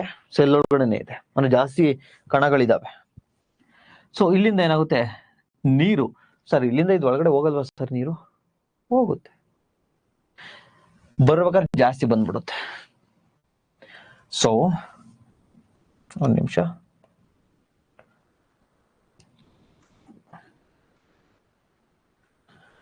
ನೀರು ಕೋಶ ಪರೆಯ ಮೂಲಕ ಎರಡೂ ದಿಕ್ಕಿನಲ್ಲಿ ಚಲಿಸುತ್ತದೆ. ಆದರೆ ಈ ಬಾರಿ ಜೀವಕೋಶದ ಒಳಗೆ ಹೋಗುವುದಕ್ಕಿಂತ ಹೆಚ್ಚಿನ ಪ್ರಮಾಣದ ನೀರು ಜೀವಕೋಶದಿಂದ ಹೊರಗೆ ಚಲಿಸುತ್ತದೆ. ನೋಡ್ರಿ, ನೀರೇನೋ ಹೋಗುತ್ತೆ, ಏನ್ ತೊಂದರೆ ಇಲ್ಲ. ಬಟ್ 5 ಮಾಲಿಕ್ಯೂಲ್ಸ್ ನೀರು ಹೋಗಿದ್ರೆ ಒಳಗಡೆ 5 ಹೋಗಿರುತ್ತೆ. ಬಟ್ ಜೀವಕೋಶದಿಂದ ಬರ್ಬೇಕಾದ್ರೆ ಎಷ್ಟು ಬರುತ್ತೆ? 8 ಬರುತ್ತೆ. ಅಂದ್ರೆ ಜೀವಕೋಶದ ಒಳಗಡೆ ಇರೋದನ್ನು ಕರ್ಕೊಂಡ್ ಬರುತ್ತೆ. ಸೊ ಅವಾಗ ನೆಟ್ ಮೂವ್ಮೆಂಟ್ ಏನಾಗುತ್ತೆ? 5 ಹೋಗಿ 8ವರೆಗೆ ಬರ್ತಾ ಇದೆ ಅಂದ್ರೆ ಜಾಸ್ತಿನೇ ಹೊರಗಡೆ ಬರುತ್ತೆ. ಅಲ್ಲಿಗೆ ಜೀವಕೋಶ ಏನಾಗುತ್ತೆ? ಇಷ್ಟು ದೊಡ್ಡದಿರೋದು ಸ್ಟ್ರಿಂಕ್ ಆಗಿ ಚಿಕ್ಕದಾಗತ್ತೆ. ಸೊ ಇದನ್ನೇ ಹೈಪರ್ ಸೊಲ್ಯೂಷನ್, ಹೈಪರ್ಟೋನಿಕ್ ಸೊಲ್ಯೂಷನ್ ಅಥವಾ ಅಧಿಕ ಸಾರತೆಯ ದ್ರಾವಣ ಅಂತ ಹೇಳಿ ಕರಿತಾ ಹೋಗ್ತೀವಿ. ಸೊ ಇಷ್ಟೊತ್ತು ಯಾರಾದ್ರೂ ನಿದ್ದೆ ಮಾಡಿ ಕೇಳಿಸ್ಕೊಂಡಿಲ್ಲ ಅಂದ್ರೆ ಲಾಂಗ್ ಸ್ಟೋರಿ ಶಾರ್ಟ್, ಒಂದ್ಸರ್ತಿ 3 ಹೇಳ್ತೀನಿ, ಕೇಳಿಸ್ಕೊಳ್ಳಿ.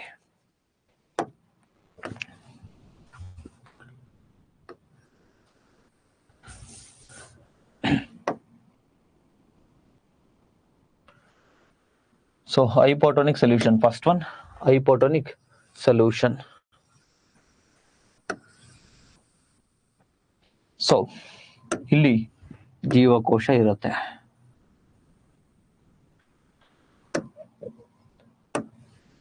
ಇದು ಸೆಕೆಂಡ್ ಒನ್ ಅಲ್ಲೂ ಕೂಡ ಏನಿರುತ್ತೆ? ಜೀವಕೋಶ ಇರುತ್ತೆ. 3ನೇದ್ರಲ್ಲೂ ಕೂಡ ಜೀವಕೋಶ ಇರುತ್ತೆ.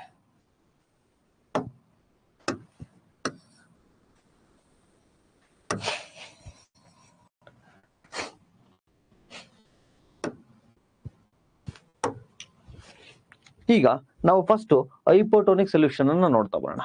ನೋಡಿ, ಇದು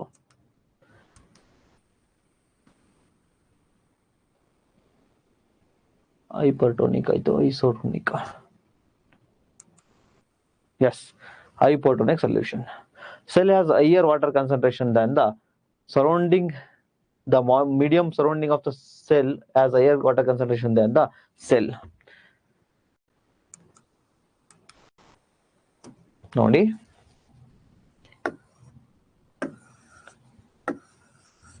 ಕೇರ್ಫುಲ್ ಆಗಿ ಗಮನಿಸ್ತಾ ಬನ್ನಿ. ಸೊ ವಾಟರ್ ಮಾಲಿಕ್ಯೂಲ್ಸ್ ಈ ನೀರಲ್ಲಿ, ಅಂದ್ರೆ ಈ ಜೀವಕೋಶವನ್ನ ಸುತ್ತುವರೆದಿರ್ತಕ್ಕಂತಹ ನೀರಲ್ಲಿ ಜಾಸ್ತಿ ಮಾಲಿಕ್ಯೂಲ್ಸ್ ಇದೆ. 1 2 3 4 5 6 7 8 ಇದೆ ಅನ್ಕೋಣ. ಎಷ್ಟಿದೆ? 8 ಇದೆ. ಸೊ ಇಲ್ಲಿ ಎಷ್ಟಿದೆ? 1 2 3 ಅಷ್ಟೇ ಇದೆ. ಸೊ ಈಗ ಏನಾಗುತ್ತೆ? Water movement so higher concentration ಇಂದ ಲೋವರ್ ಕಾನ್ಸಂಟ್ರೇಷನ್ಗೆ ಹೋಗುತ್ತೆ. ಅವಾಗ ಸೆಲ್ ಏನಾಗುತ್ತೆ? ಸೆಲ್ ಊದ್ಕೊಳ್ಳುತ್ತೆ. ಇದನ್ನೇ ಹೈಪೋಟೋನಿಕ್ ಸೊಲ್ಯೂಷನ್ ಅಂತ ಹೇಳಿ ಕರಿತಾ ಹೋಗ್ತೀವಿ. ಅತಿ ಕಡಿಮೆ ಸಾರತೆಯ ದ್ರಾವಣ, ಕನ್ನಡದಲ್ಲಿ ಅತಿ ಕಡಿಮೆ ಸಾರತೆಯ ದ್ರಾವಣ. ಕ್ಲಿಯರ್? ನೆಕ್ಸ್ಟ್ ಏನಾಗುತ್ತೆ ಅಂದ್ರೆ ಐಸೋಟೋನಿಕ್, ಸಮಸಾರತೆಯ ದ್ರಾವಣ, ಐಸೋಟೋನಿಕ್. ಸೊ ಇಲ್ಲಿ ಐಸೋಟೋನಿಕ್ ಅಲ್ಲಿ ಅಥವಾ ಸಮಸಾರತೆಯಲ್ಲಿ ಏನಾಗುತ್ತೆ ಅಂದ್ರೆ ವಾಟರು ಇಲ್ಲೂ 4 ಇದೆ, ಒಳಗಡೆನೂ 4 ಇದೆ. ವಾಟರ್ ಮೂವ್ಮೆಂಟ್ ಆದ್ರೂ ಕೂಡ ಎಷ್ಟೋಗಿರುತ್ತೆ ಅಷ್ಟೇ ವಾಪಸ್ ಬರುತ್ತೆ. ಇಲ್ಲಿ ಸೆಲ್ ಸೈಜ್ ಏನ್ ದೊಡ್ಡದಾಗಲ್ಲ, ಚಿಕ್ಕದಾಗಲ್ಲ. ಬಿಕಾಸ್ ಅಲ್ಲೂ ಸೇಮ್ ಕಾನ್ಸಂಟ್ರೇಷನ್ ಇದೆ, ಇಲ್ಲೂ ಸೇಮ್ ಕಾನ್ಸಂಟ್ರೇಷನ್ ಆಫ್ ವಾಟರ್ ಇದೆ. ಎರಡು ಕೂಡ ಸಮಸಾರತೆ ಇದೆ. ಅದಕ್ಕೋಸ್ಕರ ಇದನ್ನ ಸಮಸಾರತೆಯ ದ್ರಾವಣ. ನೆಕ್ಸ್ಟ್ ಥರ್ಡಿಗೆ ಬರೋಣ. 3ನೇದು ಹೈಪರ್ಟೋನಿಕ್ ಸೊಲ್ಯೂಷನ್ ಅಥವಾ ಅಧಿಕ ಸಾರತೆಯ ದ್ರಾವಣ ಅಂತ ಹೇಳಿ ಕರಿತಾ ಹೋಗ್ತೀವಿ. ಇಲ್ಲೇನಾಗತ್ತೆ ಅಂದ್ರೆ ಸೆಲ್ ಅಲ್ಲಿ ಜಾಸ್ತಿ ಕಾನ್ಸಂಟ್ರೇಷನ್ ಆಫ್ ವಾಟರ್ ಇರುತ್ತೆ, 10 ಇದೆ ಸೆಲ್ ಅಲ್ಲಿ. ಬಟ್ ಇಲ್ಲಿ ಆಚೆ ಇರ್ತಕ್ಕಂಥ ನೀರಲ್ಲಿ 3 ಇದೆ. ಆಗೇನಾಗುತ್ತೆ ಹೇಳಿ? ಹೈ ಕಾನ್ಸಂಟ್ರೇಷನ್ ಲೋ ಕಾನ್ಸಂಟ್ರೇಷನ್ಗೆ, ಅಧಿಕ ಸಾರತೆಯಿಂದ ಕಡಿಮೆ ಸಾರತೆಗೆ ಈ ವಾಟರ್ ಮಾಲಿಕ್ಯೂಲ್ಸ್ ಏನಾಗ್ತವೆ? ಬರ್ತಾ ಹೋಗ್ತವೆ. ಆವಾಗ ಸೆಲ್ ಅಲ್ಲಿರೋ ನೀರೆಲ್ಲ ಖಾಲಿ ಆದ್ರೆ ಏನಾಗುತ್ತೆ? ಸ್ಟ್ರಿಂಕ್ ಆಗುತ್ತೆ. ಏನಾಗುತ್ತೆ? ಸ್ಟ್ರಿಂಕ್ ಆಗುತ್ತೆ. ಶೆಲ್ಲು ಅಷ್ಟು ದೊಡ್ಡದಿರೋದು ಚಿಕ್ಕದಾಗುತ್ತೆ. ಇದನ್ನೇ ಹೈಪರ್ಟೋನಿಕ್ ಅಥವಾ ಅಧಿಕ ಸಾರತೆಯ ದ್ರಾವಣ ಅಂತೇಳಿ ಕರಿತೀವಿ. ಸೊ ನಿಮ್ಗೀಗ ಒಂದು 3 ಮಿನಿಟ್ ಟೈಮ್ ಕೊಡ್ತೀನಿ. ಈ 3 ಕೂಡ ನಾನು ಏನ್ ಹೇಳಿದ್ನೋ ರಿವಿಷನ್ ಮಾಡಿ.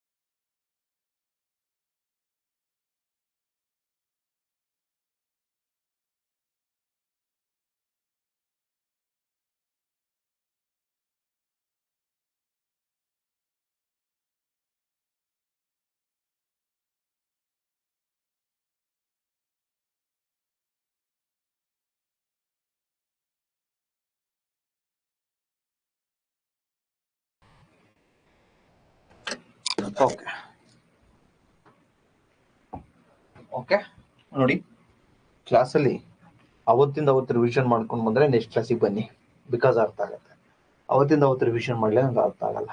ಇದು ಮೂರನೇ ಕ್ಲಾಸು, ಕಳೆದ 2 ತರಗತಿಯನ್ನ ನೀಟಾಗಿ ಓದಿ ರಿವಿಷನ್ ಮಾಡಿಲ್ಲ ಅಂದ್ರೆ ಇದು ಅರ್ಥ ಆಗಲ್ಲ. ಫಾರ್ ಎಕ್ಸಾಂಪಲ್ ವೀಕೆಂಡ್ ರಜಾ ಇರುತ್ತೆ, ಸೊ ಶನಿವಾರ ಭಾನುವಾರ, ಅವತ್ತೇನ್ ಮಾಡ್ಬೇಕು ಅಂದ್ರೆ ಒಂದು ವಾರ ಏನ್ ಮಾಡಿರ್ತೀವಲ್ಲ ಕ್ಲಾಸು ಅಷ್ಟನ್ನು ಓದ್ಬೇಕು. ಬಿಕಾಸ್ ಸೈನ್ಸು ಡಿಫಿಕಲ್ಟ್, ಸ್ವಲ್ಪ ಎಷ್ಟು ಕಡಿಮೆ ಆಗುತ್ತೋ ಅಷ್ಟು ಕಾನ್ಸೆಪ್ಟ್ ಅನ್ನ ಈಸಿಯಾಗಿ ಹೇಳ್ಕೊಡ್ತೀನಿ ನಾನು. ಓಕೆನಾ, ಡೋಂಟ್ ವರಿ.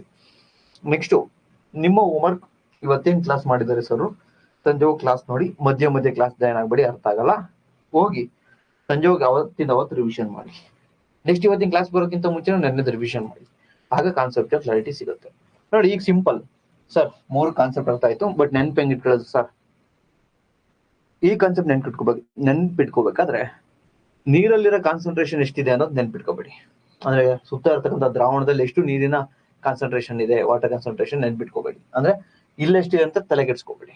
ಇಲ್ಲಿ ಜೀವಕೋಶದಲ್ಲಿ ಅಂದ್ರೆ ಆ ಸೆಲ್ ಅಲ್ಲಿ ಎಷ್ಟಿದೆ ಅನ್ನೋದು ನೆನ್ಪಿಟ್ಕೊಳ್ಳಿ. ನೋಡಿ, ಜೀವಕೋಶ ಅಲ್ವಾ, ಇಲ್ಲಿ ಏನಿರುತ್ತೆ ಜೀವಕೋಶದಲ್ಲಿ ಇದಕ್ಕೆ ಕಂಪೇರ್ ಮಾಡಿದ್ರೆ ಇಲ್ಲಿ ಕಡಿಮೆ ಇರುತ್ತೆ. ಅದಕ್ಕೆ ಅದನ್ನ ಎಂತ ಕರಿತೀವಿ, ಅತಿ ಕಡಿಮೆ ಸಾರತೆಯ ದ್ರಾವಣ, ಹೈಪೋಟೋನಿಕ್ ಸೊಲ್ಯೂಷನ್. ಕ್ಲಿಯರ್? ನೆಕ್ಸ್ಟ್ ಈ ಜೀವಕೋಶದಲ್ಲಿ ಏನಾಗಿರುತ್ತೆ, ಇಲ್ಲೆಷ್ಟು ನೀರಿನ ಕಾನ್ಸಂಟ್ರೇಷನ್ ಇರುತ್ತೋ ಅಲ್ಲೂ ಅಷ್ಟೇ ಇರುತ್ತೆ. ಅಂದ್ರೆ ಈ ಜೀವಕೋಶದಲ್ಲಿ ಸಮವಾಗಿರುತ್ತೆ, ಅದಕ್ಕೆ ಸಮಸಾರತೆಯ ದ್ರಾವಣ, ಐಸೋಟೋನಿಕ್. ಕ್ಲಿಯರ್? ನೆಕ್ಸ್ಟ್ ಇಲ್ಲೇನಾಗಿರುತ್ತೆ, ಜೀವಕೋಶದಲ್ಲೇ ಜಾಸ್ತಿ ಇರುತ್ತೆ. ಜಾಸ್ತಿ ಅನ್ನೋದಕ್ಕೆ ಅಂತ ಕರಿತೀವಿ ಹೈಪರ್. ಸೊ ಜಾಸ್ತಿ ಇರುತ್ತೆ ಜೀವಕೋಶದಲ್ಲಿ, ಅದಕ್ಕೆ ಇದನ್ನ ಹೈಪರ್ಟೋನಿಕ್ ಅಂತ ಕರಿತೀವಿ. ಅಧಿಕ ಸಾರತೆ ದ್ರಾವಣ. ಸೊ ಅಲ್ಲಿ ಇಲ್ಲಿ ಜಾಸ್ತಿ ಇರುತ್ತೆ, ಸೊ ಹೈಪರ್ ಅಧಿಕ. ಇಲ್ಲಿ ಸಮವಾಗಿರುತ್ತೆ, ಅದಕ್ಕೆ ಸಮ. ಇಲ್ಲಿ ಕಡಿಮೆ ಇರುತ್ತೆ, ಅದಕ್ಕೆ ಹೈಪೋಟೋನಿಕ್. ಸೊ ಈ 3 ಕಾನ್ಸೆಪ್ಟ್ ಕ್ಲಿಯರಾ?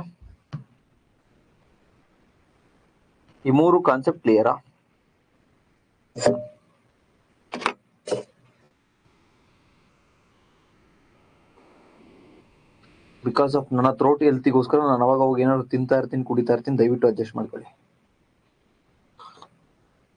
3-4 months ರೆಸ್ಟ್ ಮಾಡಬೇಕು. ಆಕ್ಚುಲಿ ಈಗ ರೆಸ್ಟ್ ಮಾಡಕ್ ಟೈಮ್ ಇಲ್ಲ. ಸೊ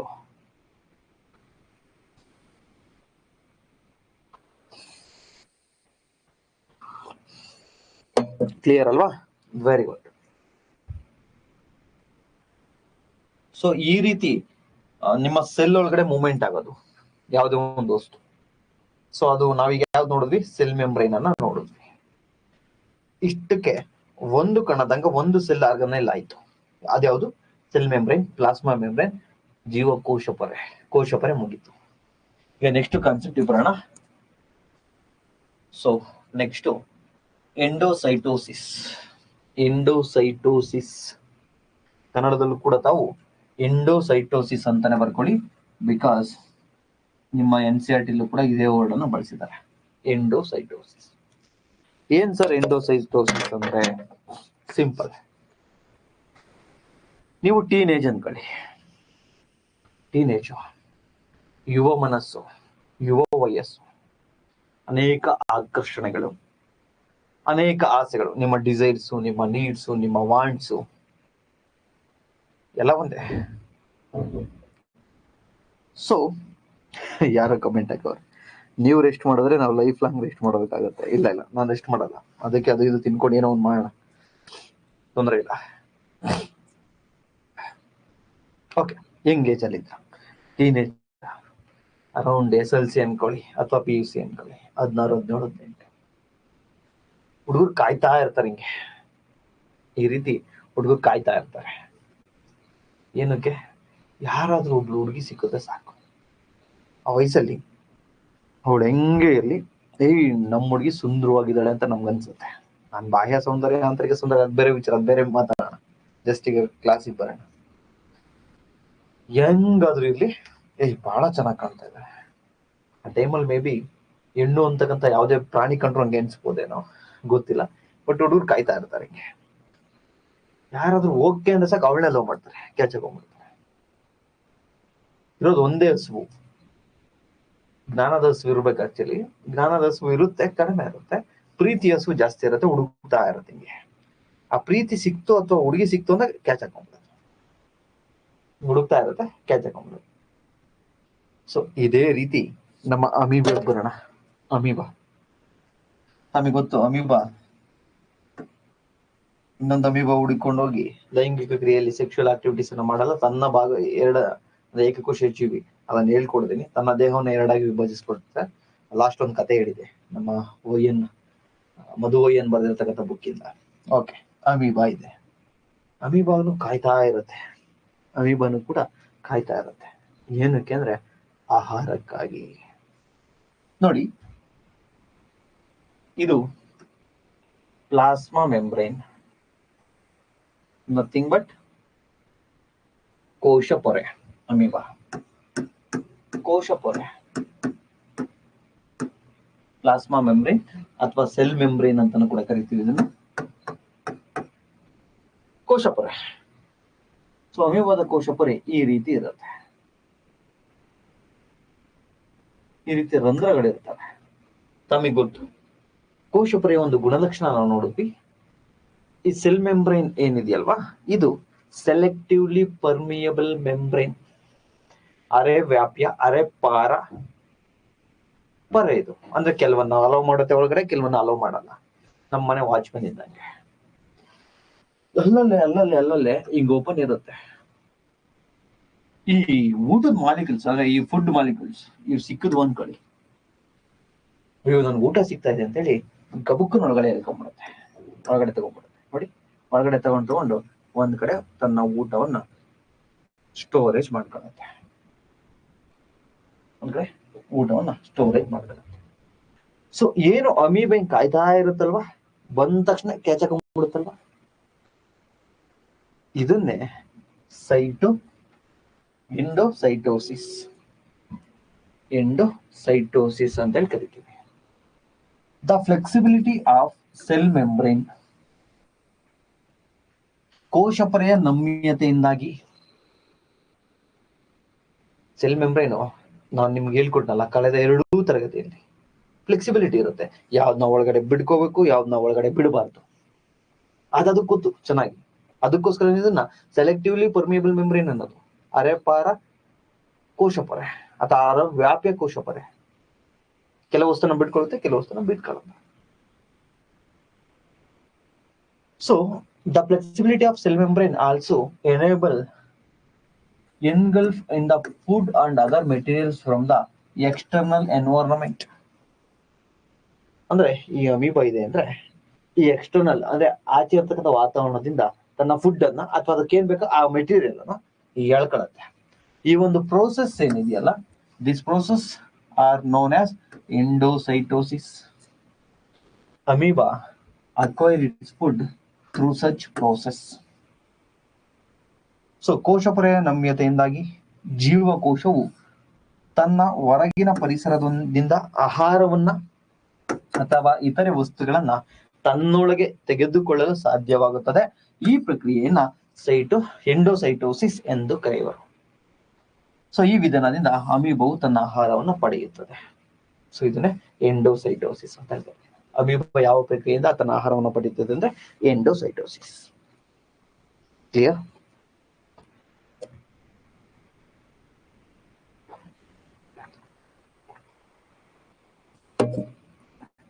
ನೋಡಿ, ನಾನು ನಿಮಗೆ ಕ್ಲಾಸ್ ಯಾವ ರೀತಿ ಮಾಡ್ತಾ ಇದ್ದೀನಿ ಅಂದ್ರೆ, ಯಾವುದಾದ್ರೂ ಒಂದು ಆರ್ಗನಲ್ ಅನ್ನು ತೆಗೆದುಕೊಂಡ್ರೆ, ಫಾರ್ ಎಕ್ಸಾಂಪಲ್ ನೀವು ಯೂಶಲಿ ಕೆಲವರು ಹೆಂಗ್ ಓದಿರ್ತೀರ ಅಂದ್ರೆ ಜೀವಕೋಶದ ಆಚೆ ಇರ್ತಕ್ಕಂಥದ್ದು ಒಂದು ಪೊರೆನೆ ಕೋಶ ಪೊರೆ, ಇಷ್ಟು ಓದಿರ್ತೀರ. ಬಟ್ ನಾನು ಈಗ ಏನ್ ಮಾಡಿದೆ, ಕಳೆದ 2 ತರಗತಿಯಲ್ಲಿ ಕೋಶ ಪೊರೆ ಬಗ್ಗೆನೇ ಹೇಳ್ಕೊಟ್ಟೆ. ಇಲ್ಲಿ ಕೋಶ ಪೊರೆ ಮುಗೀತು, ಸೆಲ್ ಮೆಂಬ್ರೇನ್ ಇಲ್ಲಿ ಮುಗೀತು. ನೆಕ್ಸ್ಟ್ ಏನ್ ಮಾಡೋಣ, ಸೆಲ್ ವಾಲ್ ಕೋಶ ಭಿತ್ತಿ ನೋಡೋಣ. ಅದ್ರಲ್ಲಿ ಏನೇನ್ ಡೀಟೇಲ್ಸ್ ಇದೆ ಅದನ್ನ ನೋಡೋಣ. ಸೊ ಹಿಂದೆ ಹೇಳ್ಕೊಟ್ಟಲ್ಲ ನಾನು, ಹೈಪೋಟೋನಿಕ್, ಹೈಪೋಸಾನಿಕ್ ಇದೆಲ್ಲ ಎಲ್ಲಿ ನಡೆಯೋದು, ಸೆಲ್ ಒಳಗಡೆ ನಡೆಯೋದು. ಇಟ್ ಮೀನ್ಸ್ ಆ ಕೋಶ ಪೊರೆ ಪರ್ಮಿಷನ್ ಅನ್ನ ಕೊಡುತ್ತೆ. ಸೊ ಇಲ್ಲಿ ಮುಗೀತು. ನೆಕ್ಸ್ಟ್ ಸೆಲ್ ವಾಲ್, ಅದ್ರಲ್ಲಿ ಏನೆಲ್ಲ ಕೆಲಸ ನಡೆಯುತ್ತೆ ನೋಡೋಣ. ಆಮೇಲೆ ಏನು ಮೈಟೋಕಾಂಡ್ರಿಯಾ, ಅದ್ರಲ್ಲಿ ಏನ್ ನಡೆಯುತ್ತೆ ನೋಡೋಣ. ಆಮೇಲೆ ಗಾಲ್ಗಿ ಬಾಡೀಸ್, ರೈಬೋಸೋಮ್, ಲೈಸೋಸೋಮ್ ಎಲ್ಲವನ್ನು ಕೂಡ ಈ ರೀತಿ ನಾವು ಡೀಟೇಲ್ ಆಗಿ ತಿಳ್ಕೊಂಡ್ರೆ ಏನಾಗುತ್ತೆ ಗೊತ್ತಾ, ಬಯಟ್ ಮಾಡೋ ಅಗತ್ಯ ಬೀಳಲ್ಲ. ಸೊ ಇಲ್ಲಿಗೆ ನಮ್ಮ ಸೆಲ್ ಮೆಂಬ್ರೇನ್ ಮುಗೀತು. ಸೊ ಸೆಲ್ ಮೆಂಬ್ರೇನ್ ಇದರ ಒಂದು ಸಂರಚನೆಯನ್ನ ನಾವೀಗ ನೋಡೋಣ. ಸೆಲ್ ಮೆಂಬ್ರೇನ್ ಮುಗೀತಲ್ವಾ, ಒಂದ್ಸತಿ ಜಸ್ಟ್ ಕೆಲವು ಅಂಶಗಳನ್ನ, ಕೆಲವು ಫ್ಯಾಕ್ಟ್ಸ್ ಅನ್ನ ಹೇಳ್ಕೊಡ್ತೀನಿ, ಕಂಪ್ಲೀಟ್ ಮಾಡೋಣ. ಓಕೆನಾ?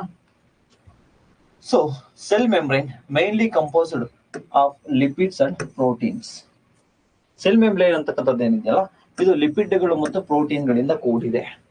ಲಿಪಿಡ್ ಮತ್ತೆ ಪ್ರೋಟೀನ್ಗಳಿಂದ ಕೂಡಿದೆ. ಇದು ಸೆಲ್ ಮೆಂಬ್ರೇನ್ ಆಗಿರುತ್ತೆ ಲಿಪಿಡ್ ಮತ್ತೆ ಪ್ರೋಟೀನ್ಗಳಿಂದ. ಅದರಲ್ಲಿ ಸರ್ ಯಾವ ಲಿಪಿಡ್ ಇದೆ ಸರ್, ಯಾವ ತರ ಲಿಪಿಡ್ಗಳಿದಾವೆ ಸರ್ ಅಂದ್ರೆ ಫಾಸ್ಫೋಲಿಪಿಡ್ಸ್. ಫಾಸ್ಫೋಲಿಪಿಡ್ಸ್ ಲಿಪಿಡ್ಸ್ ಏನಿದೆಯಲ್ವಾ, ಇದು the major lipids are phospholipids that are arranged in the bilayer. ಇದೇನಿದೆ ಅಂದ್ರೆ ಎರಡು ಪದರದಿಂದ, ಈ ಫಾಸ್ಫೋಲಿಪಿಡ್ಸ್ ಎರಡು ಪದರದಿಂದ ಕೂಡಿರುತ್ತೆ. ಸರ್ ತೋರಿಸಿ ಸರ್ ಎಲ್ಲಿದೆ ಅಂತ. ಒಂದ್ ನಿಮಿಷ ಆ ಚಿತ್ರವನ್ನ ತೋರಿಸ್ತೀನಿ.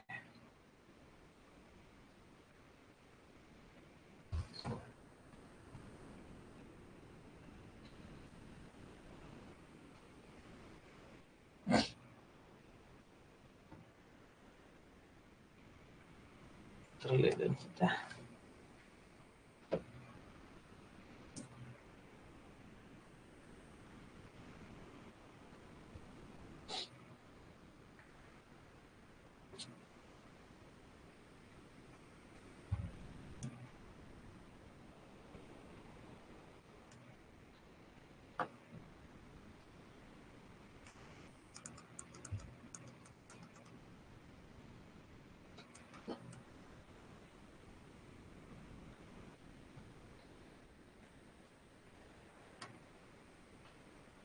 ಎಸ್ ನೋಡಿ,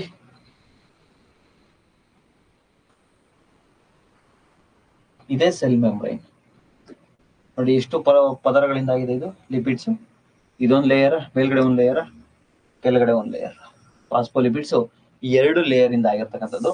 ಐ ಥಿಂಕ್ ನಮಗೆ ಕಾಣಿಸ್ತಾ ಇದೆ ಅನ್ಕೋತೀನಿ. ನೋಡಿ, ಮೇಲ್ಗಡೆ ಒಂದು ಲೇಯರ್, ಕೆಳಗಡೆ ಒಂದು ಲೇಯರ್.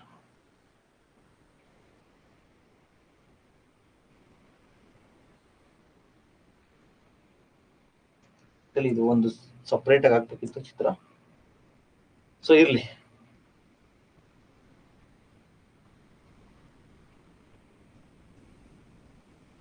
ಸೊ ಆ ಸೆಲ್ ಮೆಂಬ್ರೇನು, ಜೀವಕೋಶ ಪೊರೆ ಏನಿರುತ್ತಲ್ವಾ, ಆ ಕೋಶ ಪೊರೆ ಲಿಪಿಡ್ ಮತ್ತೆ ಪ್ರೋಟೀನ್ಗಳಿಂದ ಆಗಿರುತ್ತೆ. ಸೊ ಆ ಲಿಪಿಡ್ ಏನಿದಾವಲ್ವಾ, ಆ ಯಾವ ಲಿಪಿಡ್ ಇರುತ್ತೆ ಅಂದ್ರೆ ಫಾಸ್ಫೋಲಿಪಿಡ್ಸ್ ಇರುತ್ತೆ. ಆ ಲಿಪಿಡ್ಸ್ ಎರಡು ಲೇಯರ್ ಇರುತ್ತೆ, ಮೇಲ್ಗಡೆ ಒಂದು, ಕೆಳಗಡೆ ಒಂದು. ನೆಕ್ಸ್ಟ್ ಪ್ರೋಟೀನ್ಗಳು ಕೂಡ ಅಷ್ಟೇ. ಪ್ರೋಟೀನ್ ಅನ್ನು ನಾವು ಮತ್ತೆ ವಿಭಜನೆಯನ್ನ ಮಾಡ್ತೀವಿ, ಅಂದ್ರೆ ಇಂಟಿಗ್ರಲ್ ಪ್ರೋಟೀನ್ಸ್, ಪೆರಿಫೆರಿಯಲ್ ಪ್ರೋಟೀನ್ಸ್ ಅಂತ ಹೇಳಿ ನಾವು ಮಾಡ್ತಾ ಹೋಗ್ತೀವಿ. ಸೊ ಅದು ಕೂಡ ಸೆಲ್ ಮೆಂಬ್ರೇನ್ ಅಲ್ಲಿ ಇರ್ತಕ್ಕಂಥದ್ದು. Next quasi fluid nature of lipids enabled, ಅಂದ್ರೆ ಈ ಲಿಪಿಡ್ಸ್ ಏನಿರುತ್ತಲ್ವಾ, ಈ ಫಾಸ್ಫೋಲಿಪಿಡ್ಸ್ ಏನಿರುತ್ತಲ್ವಾ, ಈ ಫಾಸ್ಫೋಲಿಪಿಡ್ಸ್ ಈ ಲೋಳೆ ರೀತಿ ಇರುತ್ತಲ್ವಾ, ಲೋಳೆ, ಆ ಲೋಳೆ ರೀತಿಯಲ್ಲಿ ಇರುತ್ತೆ.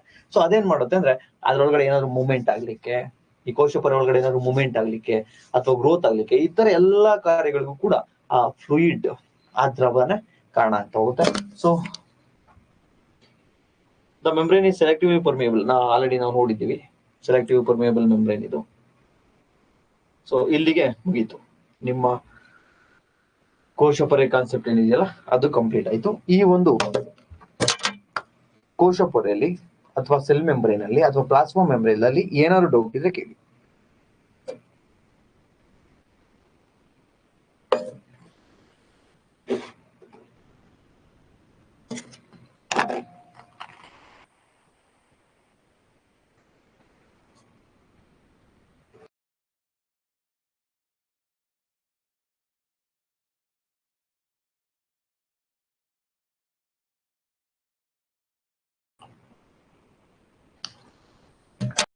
ಏನು ಡೌಟ್ಸ್ ಇಲ್ವಾ ಸೆಲ್ ಮೆಂಬ್ರೇನ್ ಅಲ್ಲಿ, ಕೋಶ ಪೊರೆಯಲ್ಲಿ? ಇಲ್ಲಿಗೆ ಇದು ಮುಗೀತು, ಕಂಪ್ಲೀಟ್. ಸರ್ ನಾನು ಗ್ರೂಪ್ ಸಿಗೆ ಓದ್ತಾ ಇದ್ದೀನಿ, ಇಷ್ಟೆಲ್ಲ ಬೇಕಾ ಸರ್? ಡೆಫಿನೆಟ್ಲಿ ಬೇಕು. ಸರ್ ನಾನು PSI ಓದ್ತಾ ಇದ್ದೀನಿ, ಇಷ್ಟೆಲ್ಲ ನಾನು ಓದ್ಬೇಕಾ? ಡೆಫಿನೆಟ್ಲಿ ಓದ್ಬೇಕು. ಬಿಕಾಸ್ ರೀಸೆಂಟ್ ಕ್ವಶನ್ ಪೇಪರ್ ತೆಗೆದು ನೋಡಿ, ಯಾವುದೇ ಸಬ್ಜೆಕ್ಟ್ ಅಲ್ಲಿ ಡೀಪ್ ಆಗಿ ಕೇಳ್ತಾ ಇದ್ದೀನಿ ಕ್ವಶನ್ಸ್ ಅನ್ನ. ಇಲ್ಲ ಸರ್ ನಾನು ಬೈಟ್ ಮಾಡ್ತೀನಿ ಅಂದ್ರೆ ಬೈಟ್ ಮಾಡ್ಕೊಳ್ಳಿ, ಅದೇನು ಮಾಡ್ಲಿಕ್ಕೆ ಆಗಲ್ಲ.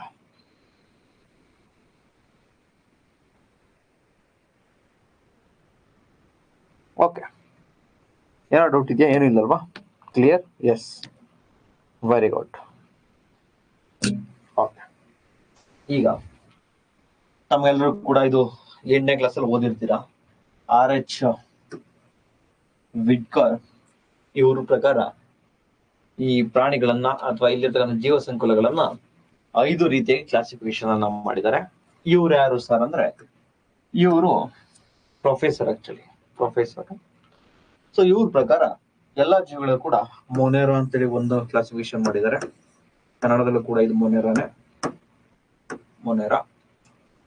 ಸೆಕೆಂಡ್ ಒನ್ ಪ್ರೋಟಿಸ್ಟಾ,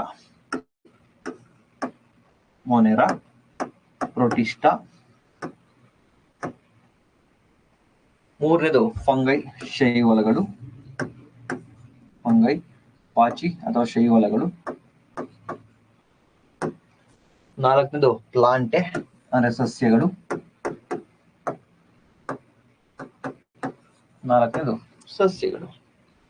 ಐದನೇದು ಅನಿಮೇಲಿಯಾ ಅಂದ್ರೆ ಪ್ರಾಣಿಗಳು. ಸೊ ಸೈನ್ಸ್ ಸ್ಟೂಡೆಂಟ್ಸ್ ಇರ್ತೀರಾ, ತಮ್ಮೆಲ್ಲರೂ ಕೂಡ ಗೊತ್ತು. 5 ಕ್ಲಾಸಿಫಿಕೇಶನ್ ಅನ್ನು ಮಾಡಿದ್ದಾರೆ: ಮೊನೆರಾ, ಪ್ರೋಟಿಸ್ಟಾ, ಫಂಗೈ, ಪ್ಲಾಂಟೆ, ಅನಿಮೇಲಿಯಾ. ಮೊನೆರಾ, ಪ್ರೋಟಿಸ್ಟಾ, ಶೈವಲಗಳು, ಸಸ್ಯಗಳು ಮತ್ತೆ ಪ್ರಾಣಿಗಳು ಅಂತ ಹೇಳಿ ತಮಗೆ ಆಲ್ರೆಡಿ ಗೊತ್ತಿದೆ. ಪ್ರಾಣಿಗಳು ಫಾರ್ ಎಕ್ಸಾಂಪಲ್ ನಾವು ಮನುಷ್ಯ, ನಾವು ಪ್ರಾಣಿ. ಸೊ ನಂದೇನಾದ್ರು ಒಂದೇ ಒಂದು ಸೆಲ್ ಅಲ್ಲಿ ನಾನಾಗಿದೆ, ಒಂದೇ ಸೆಲ್ ಜೈಗೋಟಿಂದನೇ ನಾನಾಗಿರೋದು. ಬಟ್ ಈಗ ಎಷ್ಟು ಸೆಲ್ ಇದಾವೆ? ಟ್ರಿಲಿಯನ್ ಗಟ್ಟಲೆ ಸೆಲ್ ಇದಾವೆ ನನ್ನ ಬಾಡಿಲಿ, ಟ್ರಿಲಿಯನ್. ಸೊ ನಾನು ಈಗ ಬಹುಕೋಶೀಯ ಜೀವಿ, ಮಲ್ಟಿ ಸೆಲ್ಯುಲರ್ ಆರ್ಗಾನಿಸಮ್ಸ್, ಪ್ರಾಣಿ, ಹೌದಲ್ಲ? ಪ್ಲಾಂಟ್ಸ್, ಗಿಡ ಸಸ್ಯಗಳು, ಮರಗಳು, ಅವಂತೂ ನಮ್ಗಿನ ಜಾಸ್ತಿ ಜೀವಕೋಶಗಳನ್ನ ಒಳಗೊಂಡಿರ್ತವೆ. ಸೊ ಅಲ್ಲೂ ಕೂಡ ಟ್ರಿಲಿಯನ್ ಗಟ್ಲೆ ಜೀವಕೋಶಗಳಿರ್ತವೆ, ಸೆಲ್. ಸೊ ಇವು ಕೂಡ ಮಲ್ಟಿ ಸೆಲ್ಯುಲರ್ ಆರ್ಗಾನಿಸಮ್ಸ್, ಬಹುಕೋಶೀಯ ಜೀವಿ. ಅದ್ ಬಿಟ್ರೆ ಫಂಗೈ, ಶೈವಲಗಳು, ಅಲ್ಲಿ ಕೆಲವು ಫಂಗೈ ಯೂನಿಸೆಲ್ಯುಲರ್, ಏಕಕೋಶೀಯನೂ ಇರ್ತವೆ. ಕೆಲವು ಯೂನಿಸೆಲ್ಯುಲರ್, ಕೆಲವು ಮಲ್ಟಿ ಸೆಲ್ಯುಲರ್. ಕೆಲವು ಏಕಕೋಶೀಯ ಇರ್ತವೆ, ಕೆಲವು ಬಹುಕೋಶೀಯ ಜೀವಿಗಳು. ಬಹುತೇಕ ಬಹುಕೋಶೀಯನೇ, ಬಟ್ ಎಲ್ಲೋ ಒಂದೊಂದು ಏಕಕೋಶೀಯನೂ ಕೂಡ ಇರ್ತವೆ ಶೈವಲಗಳಲ್ಲಿ. ಸೊ ಯೂಶಲಿ ಮೂರನ್ನು ನಾವೇನಂತ ಹೇಳಿ ಕರಿತೀವಿ ಅಂದ್ರೆ multi cellular organisms. Multi cellular, ಬಹುಕೋಶೀಯ ಜೀವಿಗಳು. ಯಾವ? ಸಸ್ಯಗಳು, ಶೈವಲಗಳು ಮತ್ತೆ ಪ್ರಾಣಿಗಳು. ಇವು ಮೂರು ಏನು? ಬಹುಕೋಶೀಯ ಜೀವಿಗಳು ಅಂದ್ರೆ ಮಲ್ಟಿ ಸೆಲ್ಯುಲರ್. ಮಲ್ಟಿಪಲ್ ಇರ್ತವೆ, ಸಿಕ್ಕಾಪಟ್ಟೆ ಇರ್ತಾವಲ್ವಾ ಸೆಲ್ಗಳು, ಒಂದೇ ಸೆಲ್ ಇರೋದು. ಬಟ್ ಈ ಮೊನೆರಾ ಮತ್ತೆ ಪ್ರೋಟಿಸ್ಟಾ ಏನಿದೆಯಲ್ವಾ, ಇವೆರಡು ಯೂನಿಸೆಲ್ಯುಲರ್ ಅಂದ್ರೆ ಕೇವಲ ಒಂದೇ ಒಂದು ಜೀವಕೋಶದಿಂದ ಆಗಿರೋದು. ಸೊ ಏಕಕೋಶೀಯ ಜೀವಿ.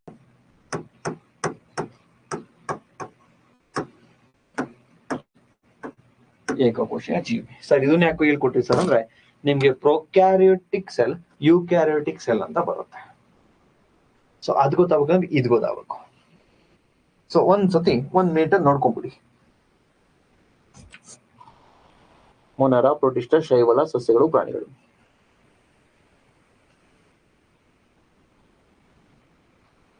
ಓಕೆ,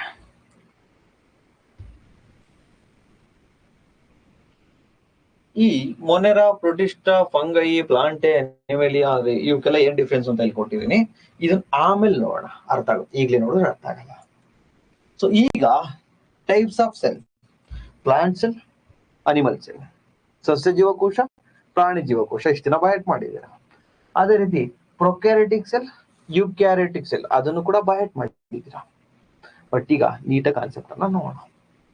ಟೈಪ್ಸ್ ಆಫ್ ಸೆಲ್, ಜೀವಕೋಶದ ವಿಧಗಳು. ಅದರಲ್ಲಿ ಪ್ರೊಕ್ಯಾರಿಯೋಟಿಕ್ ಸೆಲ್, ಕನ್ನಡದಲ್ಲಿ ಇದನ್ನ ಏನಂತ ಹೇಳಿ ಕರಿತೀವಿ? ಸೇಮ್, ಪ್ರೊಕ್ಯಾರಿಯೋಟಿಕ್ ಸೆಲ್, ಜೀವಕೋಶಗಳು. ಇದನ್ನ ಯೂಕ್ಯಾರಿಯೋಟಿಕ್.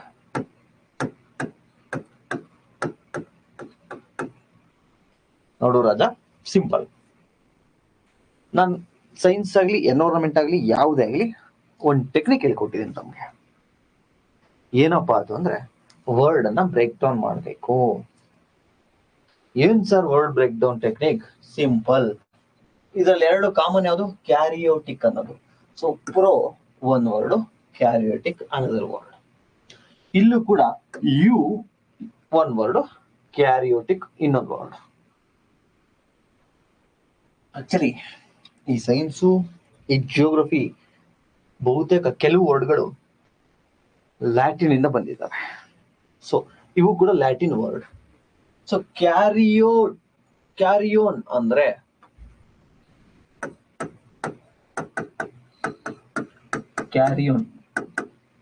ಕ್ಯಾರಿಯೋಟಿಕ್ ಅಲ್ವಾ. ಸೊ ಕ್ಯಾರಿಯೋನ್ ಅಂದ್ರೆ ಲ್ಯಾಟಿನ್ ವರ್ಡ್ ಇದು.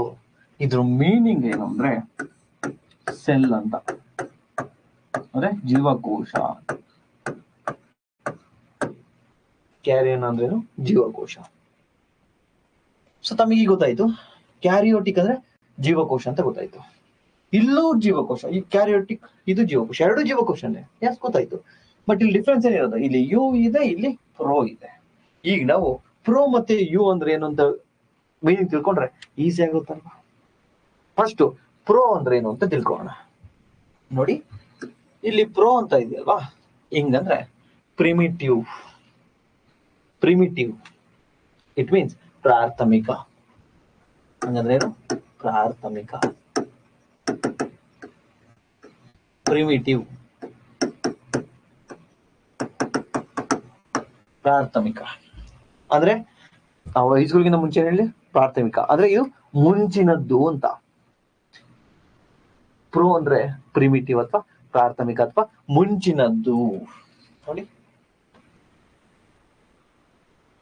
ಪ್ರೋ ಅಂದ್ರೆ ಪ್ರಿಮಿಟಿವ್, ಪ್ರೈಮರಿ ಅಥವಾ ಬಿಫೋರ್ ಅಥವಾ ಪ್ರಾಥಮಿಕ ಅಥವಾ ಪ್ರಿಮಿಟಿವ್ ಅಥವಾ ಪ್ರೈಮರಿ ಅಥವಾ ಬಿಫೋರ್ ಅಂತ ಹೇಳಿ ಕರಿತೀವಿ. ಪ್ರೋ ಅಂದ್ರೆ ಬಿಫೋರ್ ನ್ಯೂಕ್ಲಿಯಸ್ ಅಂತ. It means simple. ಈ ಜೀವಿ ಈ ಪ್ರಪಂಚದ ಮೇಲೆ ಉಗಮ ಆಗಿದ್ದು ಫಸ್ಟ್ ಏಕಕೋಶ ಜೀವಿಗಳಲ್ವೇನ್ರಿ. ಆಮೇಲೆ ಅದು ವಿಕಸನ ಹೊಂತ ಎವಲ್ಯೂಷನ್ ಆಗ್ತಾ ನಾವು ಬಂದಿರೋದು. ಸೊ ಫಸ್ಟ್ ಒಂದು ಚಿಕ್ಕದೆಲ್ಲ ಉಗಮ ಆಗಿರೋದು. ಸೊ ಅದನ್ನೇ ಅಥವಾ ಪ್ರಿಮಿಟಿವ್ ಅಥವಾ ಪ್ರಾಥಮಿಕ ಅಂದ್ರೆ ಸಿಂಪಲ್. ಈಗ ನಮ್ಮ ಸೆಲ್ ಅನ್ನ ತೆಗೆದುಕೊಂಡ್ರೆ ನೋಡಿ, ಇದು ನಮ್ಮ ಸೆಲ್ ಅನ್ಕೊಳ್ಳಿ. ನಮ್ಮ ಸೆಲ್ ಅನ್ನ ತೆಗೆದುಕೊಂಡ್ರೆ ನಾವು ಆಲ್ರೆಡಿ ವಿಕಸನ ಹೊಂದಿದ್ದೀವಿ. ನಮ್ಗೂ ಅಮೀಬಾಗೂ ಸೇಮ್ ಒಂದೇನ? ನಾವು LKG UKG ಎಲ್ಲ ಹೋಗಲ್ಲ, ಅಮೀಬಾ ಹೋಗ್ತಾವ. ಅದು ಏಕಕೋಶ ಜೀವಿ. ನಮ್ಮ ಮಲ್ಟಿ ಸೆಲ್ಯುಲರ್ ನೋಡು ಹೆಂಗಿದೀವಿ, ನಮ್ಮ ಸೆಲ್ಸ್ ಟ್ರಿಲಿಯನ್ ಗಟ್ಲೆ ಇದೆ. ಅದು ಕೇವಲ ಒಂದೇ ಒಂದು ಸೆಲ್ ಇದೆ, ಅದು ಪ್ರಾಚೀನ ಅದು. ಸೊ ನಮ್ಮ ಸೆಲ್ ಅನ್ನ ತೆಗೆದುಕೊಂಡ್ರೆ ನಾನು ನಿಮಗೆ ಕ್ಯಾರೆಕ್ಟರಿಸ್ಟಿಕ್ಸ್ ಆಫ್ ಸೆಲ್ ಬಗ್ಗೆ ಹೇಳ್ಕೊಡ್ಬೇಕಾದ್ರೆ ಜೀವಕೋಶಗಳ ಲಕ್ಷಣದ ಬಗ್ಗೆ ನ್ಯೂಕ್ಲಿಯಸ್ ಇರಬೇಕು ಅಂತ ಹೇಳಿಕೊಟ್ಟೆ. ನ್ಯೂಕ್ಲಿಯಸ್ ಒಳಗಡೆ ಏನಿರುತ್ತೆ? DNA ವರ್ಣತಂತ್ರ ಇರುತ್ತಲ್ವಾ. ಇದ್ರ ಸುತ್ತಲೂ ಕೂಡ ನ್ಯೂಕ್ಲಿಯರ್ ಮೆಂಬ್ರೈನ್ ಅಂದ್ರೆ ಕೋಶ ಕೇಂದ್ರ ಪೊರೆ. ನೋಡಿ ಇದ್ರ ಸುತ್ತ ಏನಿದೆ? ನೀಟಾಗೆ ಅದನ್ನ ಸಂರಕ್ಷಣೆ ಮಾಡ್ಲಿಕ್ಕೆ, ರಕ್ಷಣೆ ಮಾಡ್ಲಿಕ್ಕೆ ಒಂದು ಪೊರೆ ಇದೆ. ಇದನ್ನೇ ನ್ಯೂಕ್ಲಿಯರ್ ಮೆಂಬ್ರೈನ್ ಅಂತ ಹೇಳಿ ಕರಿತೀವಿ. ನ್ಯೂಕ್ಲಿಯರ್ ಮೆಂಬ್ರೈನ್ ಅಥವಾ ನ್ಯೂಕ್ಲಿಯರ್ ಪೊರೆ ಅಥವಾ ಕೋಶ ಕೇಂದ್ರ ಪೊರೆ ಅಂತಾನು ಕೂಡ ಕರಿತೀವಿ. ಸೊ ಅದು ನೀಟಾಗಿರುತ್ತೆ ಇಲ್ಲಿ ನಮ್ಮಲ್ಲಿ, ಮನುಷ್ಯರಲ್ಲಿ. ಬಟ್ ಇಲ್ಲಿ ಏನ್ ಗೊತ್ತಾಗ್ತಿರೋದು? ಪ್ರೋ ಅಂದ್ರೆ ಪ್ರಾಚೀನವಾಗಿರ್ತಕ್ಕಂಥ ಜೀವಕೋಶ ಅಂತ ಹೇಳಿ. ಇಟ್ ಮೀನ್ಸ್ ಇದನ್ನ ಡೆವಲಪ್ ಆಗಿಲ್ಲ. ಈ ಜೀವಿಗಳಲ್ಲಿ ನೋಡಿ ಇದೇನಿದು?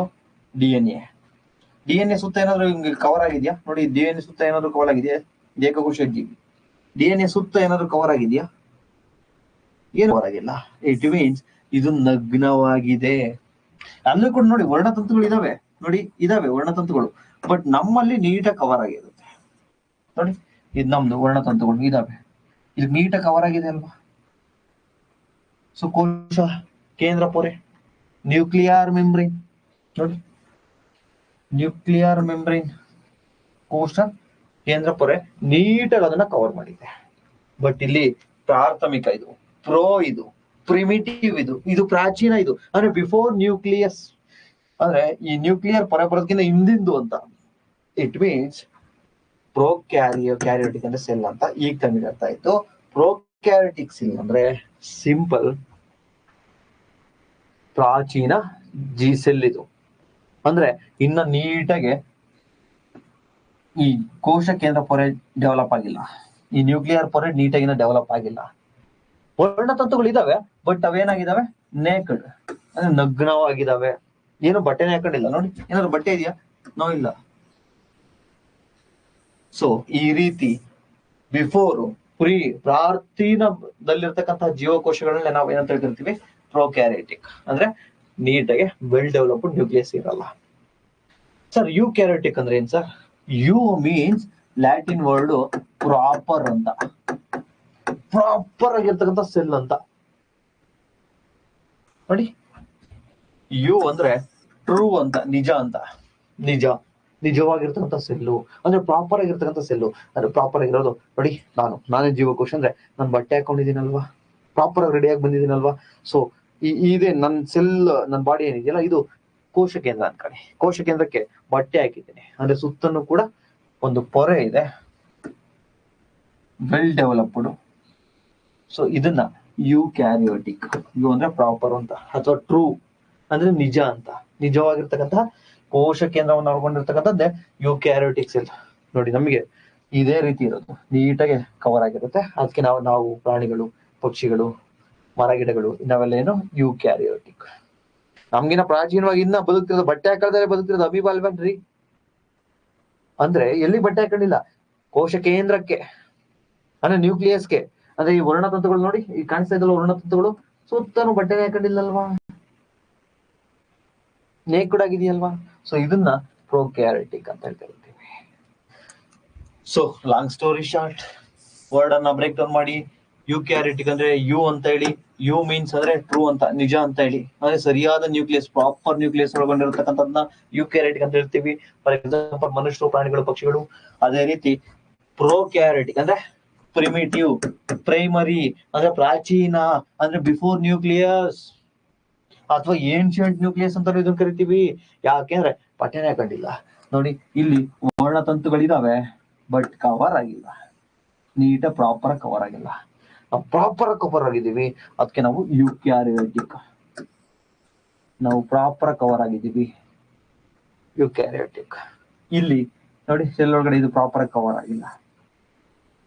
ಸೊ ಲಾಂಗ್ ಸ್ಟೋರಿ ಶಾರ್ಟ್, ಜೀವಕೋಶದ ಕೋಶ ಕೇಂದ್ರದಲ್ಲಿ ವರ್ಣತಂತುಗಳು ಖಾಲಿಯಾಗಿದ್ರೆ, ಇಟ್ ಮೀನ್ಸ್ ನ್ಯೂಕ್ಲಿಯರ್ ಮೆಂಬ್ರೈನ್, ಕೋಶ ಕೇಂದ್ರ ಪೊರೆ ಇಲ್ಲದೆ ಇದ್ರೆ ಅದನ್ನ ನಾವು ಪ್ರೊಕ್ಯಾರಿಯೋಟಿಕ್. ಆದರೆ ಜೀವಕೋಶದಲ್ಲಿ ಕೋಶ ಕೇಂದ್ರ ಇದ್ದು, ಕೋಶ ಕೇಂದ್ರವು ಕೋಶ ಕೇಂದ್ರದ ಪೊರೆಯ ಮೂಲಕ ಅಂದ್ರೆ ನ್ಯೂಕ್ಲಿಯರ್ ಪೊರೆಯನ್ನ ಒಳಗೊಂಡಿದ್ದು, ಅಲ್ಲಿರ್ತಕ್ಕಂತಹ ವರ್ಣತಂತುಗಳನ್ನ ಅಂದ್ರೆ DNA ಕವರ್ ಮಾಡ್ಕೊಂಡಿದ್ರೆ ಅದನ್ನ ಯುಕ್ಯಾರಿಯೋಟಿಕ್. ಸರ್ ನಂಗೆ ಇಷ್ಟು ನೆನಪಿರ್ಲಿಲ್ಲ ಸರ್, ಇಷ್ಟು ನನಗೆ ಬೇಕಾಗಿಲ್ಲ ಸರ್, ಸಿಂಪಲ್ ಆಗಿ ಹೇಳಿ ಸರ್. ನೀನ್ ಯಾರಪ್ಪ? ಮನುಷ್ಯ. ಯುಕ್ಯಾರಿಯೋಟಿಕ್ ಮುಗೀತು. ನೀನು ಯು ಅಂದ್ರೆ ನೀನು ಯುಕ್ಯಾರಿಯೋಟಿಕ್. ಪ್ರಾಣಿ ಪಕ್ಷಿಗಳು ಪ್ರಾಪರ್ ಆಗಿ ಕೋಶ ಕೇಂದ್ರ ಇರುತ್ತೆ. ಪ್ರೊಕ್ಯಾರಿಯೋಟಿಕ್ ಅಂದ್ರೆ ಪ್ರೋ, ನಮ್ಗೆ ಇಂದವನು, ಏನ್ಷಿಯಂಟ್ ಅವನು, ಅಮೀಬಾ, ಅಯೋಗ್ಯ, ಬಟ್ಟೆನೇ ಹಾಕೊಂಡಿಲ್ಲ, ಅವನು ಪ್ರೊಕ್ಯಾರಿಯೋಟಿಕ್. ಕ್ಲಿಯರ್? ಸೊ ಪ್ರೊಕ್ಯಾರಿಯೋಟಿಕ್ ಸೆಲ್ಗೂ ಯುಕ್ಯಾರಿಯೋಟಿಕ್ ಸೆಲ್ಗೂ ಏನ್ ಡಿಫ್ರೆನ್ಸ್ ಅಂತ ಗೊತ್ತಾಯ್ತಾ?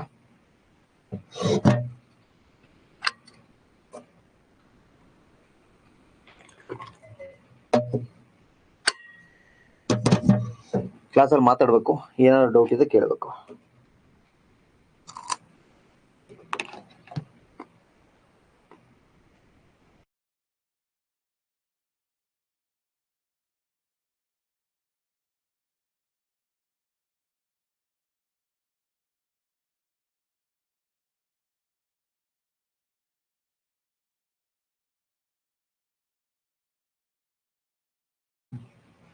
ಏನಾದ್ರು ಸ್ವಲ್ಪ ಕಾನ್ಸೆಪ್ಟ್ ಜಾಸ್ತಿ ಅಂತ ಹೇಳಿ ಬೋರಿಂಗ್ ಆಗ್ತಾ ಇದೆಯಾ ಕ್ಲಾಸು?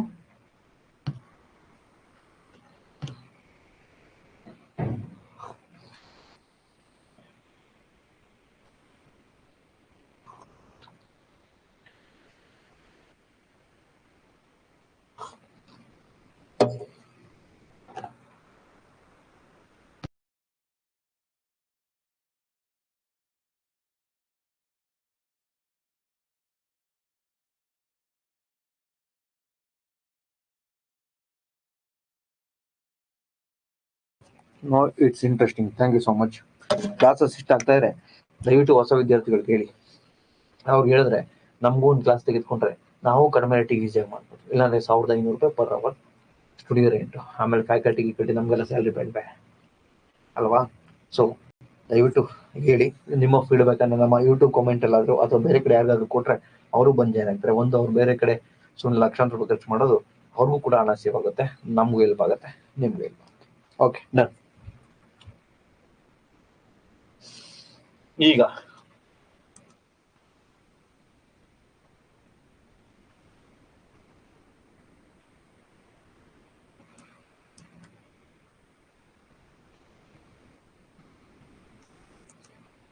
ಓಕೆ, ಸೊ ಕೆಲವೇ ಎಕ್ಸಾಮ್ ಅಲ್ಲಿ ನ್ಯೂಕ್ಲಿಯೈಡ್ ಅಂದ್ರೆ ಏನು ಅಂತ, ನ್ಯೂಕ್ಲಿಯೈಡ್ ಅಂತ ಅಂದ್ರೆ ಏನು ಅಂತ ಕೇಳಿದ್ದಾರೆ. ಸೊ ಅದನ್ನ ಈಗ ನೋಡ್ತಾ ಹೋಗೋಣ.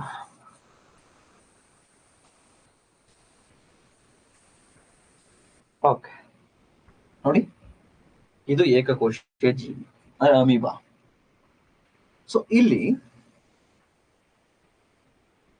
ವರ್ಣತಂತುಗಳಿದಾವೆ, ಅಂದ್ರೆ DNA ಇದೆ, ಸುತ್ಕೊಂಡಿದೆ, ಬಟ್ ಯಾವುದು ಕೂಡ ಕವರ್ ಆಗಿಲ್ಲ. ಆ DNA ಯಾವುದು ಕವರ್ ಆಗಿಲ್ಲ.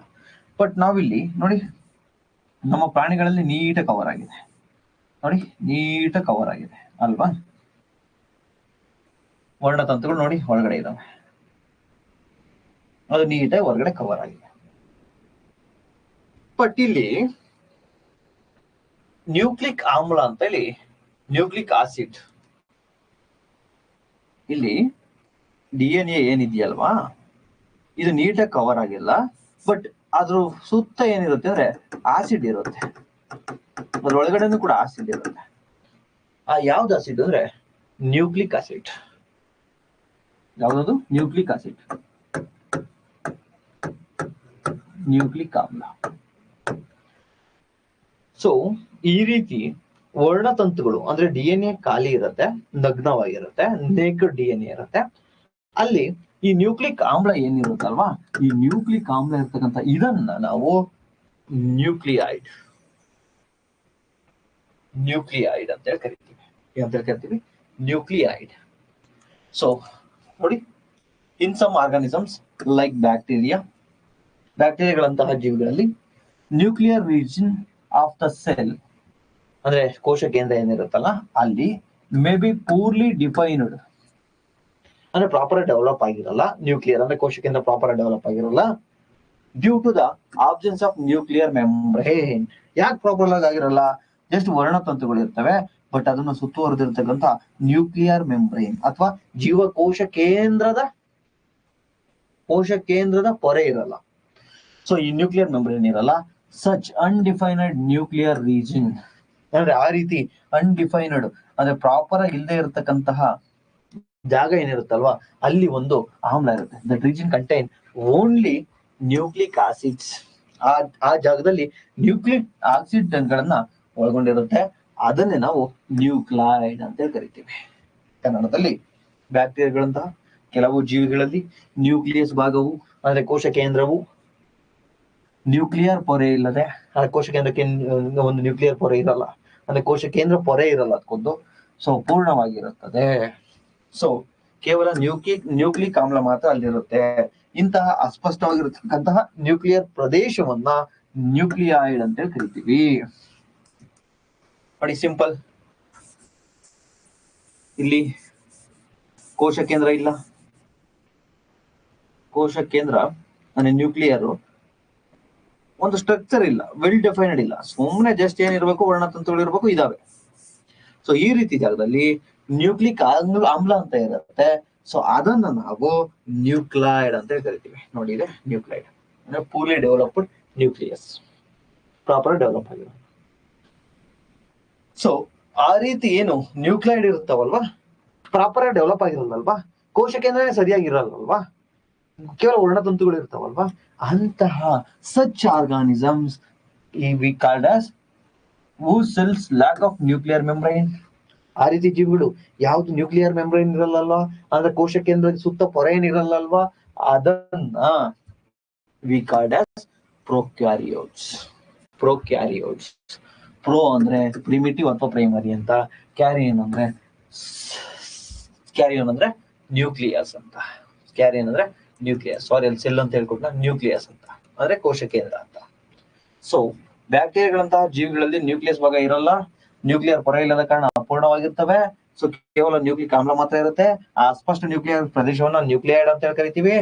ಸೊ ಆ ರೀತಿಯ ನ್ಯೂಕ್ಲಿಯರ್ ಪೊರೆ ಇಲ್ಲದೆ ಇರ್ತಕ್ಕಂಥ ಜೀವಿಗಳನ್ನ ನಾವೇನಂತ ಕರಿತೀವಿ? ಪ್ರೊಕ್ಯಾರಿಯೋಟ್ಸ್ ಅಂತೇಳಿ ಕರಿತಾ ಹೋಗ್ತೀವಿ. ಸೊ ನಾನ್ ನಿಮ್ಗಾಗ್ಲೇ ಹೇಳ್ಕೊಟ್ಟೆ, ಪ್ರೋ ಅಂದ್ರೆ ಪ್ರಾಥಮಿಕ, ಕ್ಯಾರಿಯೋಟ್ ಅಂದ್ರೆ ಸೆಲ್ ಅಂತ ಹೇಳ್ಕೊಟ್ಟಿಲ್ಲ. ಸೊ ಸಾರಿ, ಇದು ಕೋಶ ಕೇಂದ್ರ ಅಂತ, ಕೋಶ ಕೇಂದ್ರ ಅಥವಾ ನ್ಯೂಕ್ಲಿಯರ್ ಅಂತ. ಓಕೆನಾ? ಸೊ ಈಗ ತಾವೇನ್ ತಿಳ್ಕೊಂಡ್ರಿ ಅಂದ್ರೆ ಪ್ರೊಕ್ಯಾರಿಯೋಟ್ಸ್ ಅಂದ್ರೆ ತಿಳ್ಕೊಂಡ್ರಿ. ನೆಕ್ಸ್ಟ್ ಯೂಕ್ಯಾರಿಯೋಟ್ಸ್. ಓಕೆ, ಪ್ರೊಕ್ಯಾರಿಯೋಟ್ ಅಲ್ಲಿ ಇನ್ನೊಂದು ಇಂಪಾರ್ಟೆಂಟ್. ಅಯ್ಯೋ ಮೈಕ್ ಹಾಕೊಂಡಿಲ್ವಾ? ಸಾರಿ.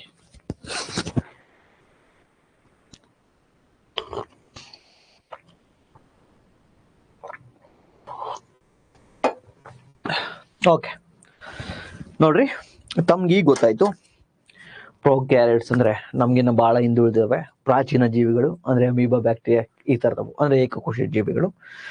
ಇಟ್ ಮೀನ್ಸ್ ಯಾವುದಕ್ಕೆ ಕೋಶ ಕೇಂದ್ರ ಕರೆಕ್ಟ್ ಆಗಿರಲ್ವೋ ಅವು ತಾವೀಗ ತಿಳ್ಕೊಂಡ್ರಿ. ಬಟ್ ತಮಗೆ ಗೊತ್ತಿದೆ ಅವು ಯೂನಿಸೆಲ್ಯುಲರ್, ಏಕಕೋಶೀಯ ಜೀವಿ, ಕೇವಲ ಒಂದ್ ಸಿಂಗಲ್ ಸೆಲ್ ಇರುತ್ತೆ. ಬಹುತೇಕ ತನ್ನ ಆಹಾರಕ್ಕಾಗಿ ಹೊರಗಡೆಯಿಂದನೇ ನೋಡ್ತಾ ಇರುತ್ತೆ ತಿನ್ಲಿಕ್ಕೆ. ಆದ್ರೆ ಕೆಲವು ಬ್ಯಾಕ್ಟೀರಿಯಾಗಳು, ಕೆಲವು ಪ್ರೊಕ್ಯಾರಿಯೋಟ್ಸ್ ತಮ್ಮ ಆಹಾರವನ್ನ ತಾವೇ ತಯಾರಿಸ್ಕೊಳ್ತಾವಂತೆ. ಅಂದ್ರೆ ಅವು ಆಟೋಟ್ರೋಪ್ಸ್ ಅಂತೆ. ತಾವು ಎನ್ವೈರನ್ಮೆಂಟ್ ಕ್ಲಾಸ್ ಅಲ್ಲಿ ಕೇಳಿರ್ತೀರಾ ಆಟೋಟ್ರೋಪ್ಸ್ ಮತ್ತೆ ಎಟಿರೋಟ್ರೋಪ್ಸ್ ಅಂತ. ಆಟೋಟ್ರೋಪ್ಸ್, ಎಟಿರೋಟ್ರೋಪ್ಸ್, ಆಟೋಟ್ರೋಪ್ಸ್, ಎಟಿರೋಟ್ರೋಪ್ಸ್ ಅಂತ. ಇಲ್ಲಿ ವರ್ಡ್ ಬ್ರೇಕ್ ಡೌನ್ ಮಾಡಿ. ಆಟೋ, ಆಟೋ ಅಂದ್ರೆ ಸ್ವಯಂ, ಸ್ವಯಂ. ಟ್ರೋಪ್ಸ್ ಅಂದ್ರೆ ಪೋಷಕರು. ಆಟೋ ಅಂದ್ರೆ ಸ್ವಯಂ, ಟ್ರೋಪ್ಸ್ ಅಂದ್ರೆ ಪೋಷಕರು. ಅಂದ್ರೆ ಆಟೋಟ್ರೋಪ್ಸ್ ಅಂದ್ರೆ ಸ್ವಯಂ ಪೋಷಕರು, ಅಂದ್ರೆ ಅವ್ರನ್ನ ಅವರೇ ಪೋಷಣೆ ಮಾಡ್ಕೊಳ್ಳೋರು, ಅಂದ್ರೆ ಅವ್ರ ಊಟನ ಅವರೇ ತಯಾರಿಸ್ಕೊಳ್ಳೋರು. ಫಾರ್ ಎಕ್ಸಾಂಪಲ್ ಸಸ್ಯಗಳು. ಸಸ್ಯಗಳು ಏನ್ ಮಾಡ್ತವೆ? ಲೈಟ್, ಸೂರ್ಯನ ಬೆಳಕಿನಿಂದ ತನ್ನ ಆಹಾರವನ್ನ ತಾವೇ ತಯಾರಿಸ್ಕೊಳ್ತಾವಲ್ವಾ? ಯಾವುದು? ಫೋಟೋಸಿಂಥೆಸಿಸ್ ಪ್ರಕ್ರಿಯೆ ಮೂಲಕ, ದ್ವಿತೀಯ ಸಂಶ್ಲೇಷಣ ಕ್ರಿಯೆಯ ಮೂಲಕ. ನಾವು ಆಲ್ರೆಡಿ ನೋಡಿದೀವಿ ಅದನ್ನ ಎನ್ವೈರನ್ಮೆಂಟ್ ಅಲ್ಲಿ. ಇಲ್ಲಿರ್ತಕ್ಕಂಥ ನೀರನ್ನ ಬಳಸ್ಕೊಂಡು, ಸೂರ್ಯನ ಶಾಖವನ್ನ ಬಳಸ್ಕೊಂಡು ತನ್ನ ಆಹಾರವನ್ನ ಪತ್ರಹರಿತಿನ ಸಹಾಯದ ಮೂಲಕ ತನ್ನ ಆಹಾರವನ್ನ ತಾನೇ ತಯಾರಿಸ್ಕೊಳ್ತವೆ ಸಸ್ಯಗಳು. ಸೊ ನಾವೇನು ಊಟ ಹಾಕ್ತಿವಿ ಅದಕ್ಕೆ? ನೋ, ಅದನ್ನ ಆಟೋಟ್ರೋಪ್ಸ್ ಅಂತ ಹೇಳಿ ಕರಿತೀವಿ. ಎಟಿರೋಟ್ರೋಪ್ಸ್, ಎಟಿರೋ ಅಂದ್ರೆ ಪರ, ಟ್ರೋಪ್ಸ್ ಅಂದ್ರೆ ಪೋಷಕರು. ಅಂದ್ರೆ ನಮ್ಮ ಪೋಷಣೆಗಾಗಿ ಬೇರೆಯವ್ರನ್ನ ಅವಲಂಬಿಸಿರೋದು. ಫಾರ್ ಎಕ್ಸಾಂಪಲ್ ನಾವು ಮನುಷ್ಯರು, ನಮ್ಮ ಆಹಾರವನ್ನ ನಾವೇ ಸೂರ್ಯನ ಕಿರಣದಲ್ಲಿ ನಿಂತ್ಕೊಂಡು ನಾನು ತಯಾರಿಸ್ಕೊಡ್ತೀನಿ, ನನ್ನ ಫುಡ್ ನಾನೇ ತಯಾರಿಸ್ಕೊತೀನಿ ಆಗುತ್ತಾ? ನೋ. ನಮ್ಮಲ್ಲಿ ಕ್ಲೋರೋಫ್ಲಾಸ್ಟ್ ಇಲ್ಲ, ಕ್ಲೋರೋಫಿಲ್ ಇಲ್ಲ, ಪತ್ರ ರೀತಿ ಇಲ್ಲ. ಸೊ ನಾವು ಊಟಕ್ಕೆ ಯಾರನ್ನ ಅವಲಂಬಿಸಿದೀವಿ? ಸರ್ ನಾನು ಆಟೋಟ್ರೋಪ್ಸ್ ಸರ್, ನಮ್ಮನೆಗೆ ನಾನೇ ಮಾಡ್ಕೊತೀನಿ ಅನ್ಬೇಡಿ. ನಾವ್ ಯಾರನ್ನ ಅವಲಂಬಿಸಿದೀವಿ? ಸಸ್ಯಗಳನ್ನ ತಿಂತೀವಿ, ಪ್ರಾಣಿಗಳನ್ನ ತಿಂತೀವಿ. ಸೊ ನಾವು ಎಟಿರೋಟ್ರೋಪ್ಸ್, ಸಸ್ಯಗಳನ್ನ ಅವಲಂಬಿಸಿದೀವಿ, ಪ್ರಾಣಿಗಳನ್ನ ಅವಲಂಬಿಸಿದೀವಿ. ಸೊ ಪರರನ್ನ ಅವಲಂಬಿಸಿರೋದು ನಮ್ಮ ಪೋಷಣೆಗೋಸ್ಕರ, ಅದಕ್ಕೆ ನಾವು ಪರಪೋಷಕರು, ಎಟಿರೋಟ್ರೋಪ್ಸ್. ಆದ್ರೆ ಈ ಬ್ಯಾಕ್ಟೀರಿಯಾಗಳು ಕೂಡ ಬೇರೆಯವ್ರನ್ನ ಅವಲಂಬಿಸಿರುತ್ತೆ. ಎಟಿರೋಟ್ರೋಪ್ಸೇ ಬೇರೆಯವ್ರನ್ನ ಊಟ ಕೊಡಿ ಊಟ ಕೊಡಿ ಅಂತ ಕೇಳ್ತಿರ್ತದೆ. ಆದ್ರೆ ಕೆಲವು ಬ್ಯಾಕ್ಟೀರಿಯಾಗಳಿದಾವಲ್ವಾ, ಅವು ಆಟೋಟ್ರೋಪ್ಸು, ತಾವೇ ತಮ್ಮ ಆಹಾರವನ್ನ ತಯಾರಿಸ್ಕೊಳ್ಳುತ್ತೆ. ಈಗ ನಿಮಗೆ ಅರ್ಥ ಆಯ್ತು ಏನಂದ್ರೆ ತಮ್ಮ ಆಹಾರವನ್ನ ತಾವೇ ತಯಾರಿಸ್ಕೋಬೇಕು ಅಂದ್ರೆ ಆ ಬ್ಯಾಕ್ಟೀರಿಯಾಗಳಿಗೂ ಕೂಡ ಪತ್ರ ರೀತಿ ಇರ್ಬೇಕಲ್ವೇನ್ರಿ? ಯಾಕೆ? ತಮ್ಮ ಆಹಾರವನ್ನ ತಾವೇ ತಯಾರಿಸ್ಕೋಬೇಕು ಅಂದ್ರೆ ಫೋಟೋಸಿಂಥಸಿಸ್, ದ್ವಿತೀಯ ಸಂಶ್ಲೇಷಣ ಕ್ರಿಯೆ ಆಗ್ಬೇಕಲ್ವಾ? ಅದಾಗ್ಬೇಕಂದ್ರೆ ಏನ್ ಬೇಕು? ಕ್ಲೋರೋಫಿಲ್, ಕ್ಲೋರೋಫ್ಲಾಸ್ಟ್, ಪತ್ರ ರೀತು. ಸೊ ಆ ಕೆಲವು ಬ್ಯಾಕ್ಟೀರಿಯಾಗಳು ಕೂಡ ತಮ್ಮ ಆಹಾರವನ್ನು ತಾವೇ ತಯಾರಿಸ್ಕೊಳ್ತವೆ. ಯಾವ ಬ್ಯಾಕ್ಟೀರಿಯಾ ಅಂತ ಹೇಳಿ KPSC ಎಕ್ಸಾಂಪಲ್ ಕೇಳಿದ್ದ ಸೈನೋ ಬ್ಯಾಕ್ಟೀರಿಯಾ. ಮತ್ತೆ ಇನ್ನೊಂದು ಎಕ್ಸಾಂಪಲ್ ಕೇಳಿದ್ದ, ಇಲ್ಲಿ ಆಟೋಟ್ರೋಪ್ಸ್ ಯಾವ್ದು ಅಂತ ಹೇಳಿ ಕೊಟ್ಟಿದ್ದ, ಅಲ್ಲಿ ಸೈನೋ ಬ್ಯಾಕ್ಟೀರಿಯಾ ಕೊಟ್ಟಿದ್ದ. ನಾವೇನ್ ಮಾಡ್ತೀವಿ? ಬ್ಯಾಕ್ಟೀರಿಯಾ ಅವರ ಆಹಾರ ಅವರೇ ತಯಾರಿಸ್ಕೊಳ್ಳಲ್ಲ, ಬೇರೆನ ಅವರು ಕೇಳ್ತಾ ಇರ್ತವೆ ಅನ್ಕೊಂಡು ಅದಲ್ಲ ಅನ್ಕೋತೀವಿ. ಬಟ್ ಸೈನೋ ಬ್ಯಾಕ್ಟೀರಿಯಾ ತಮ್ಮ ಆಹಾರವನ್ನ ತಾವೇ ತಯಾರಿಸ್ಕೊಳ್ಳುತ್ತೆ.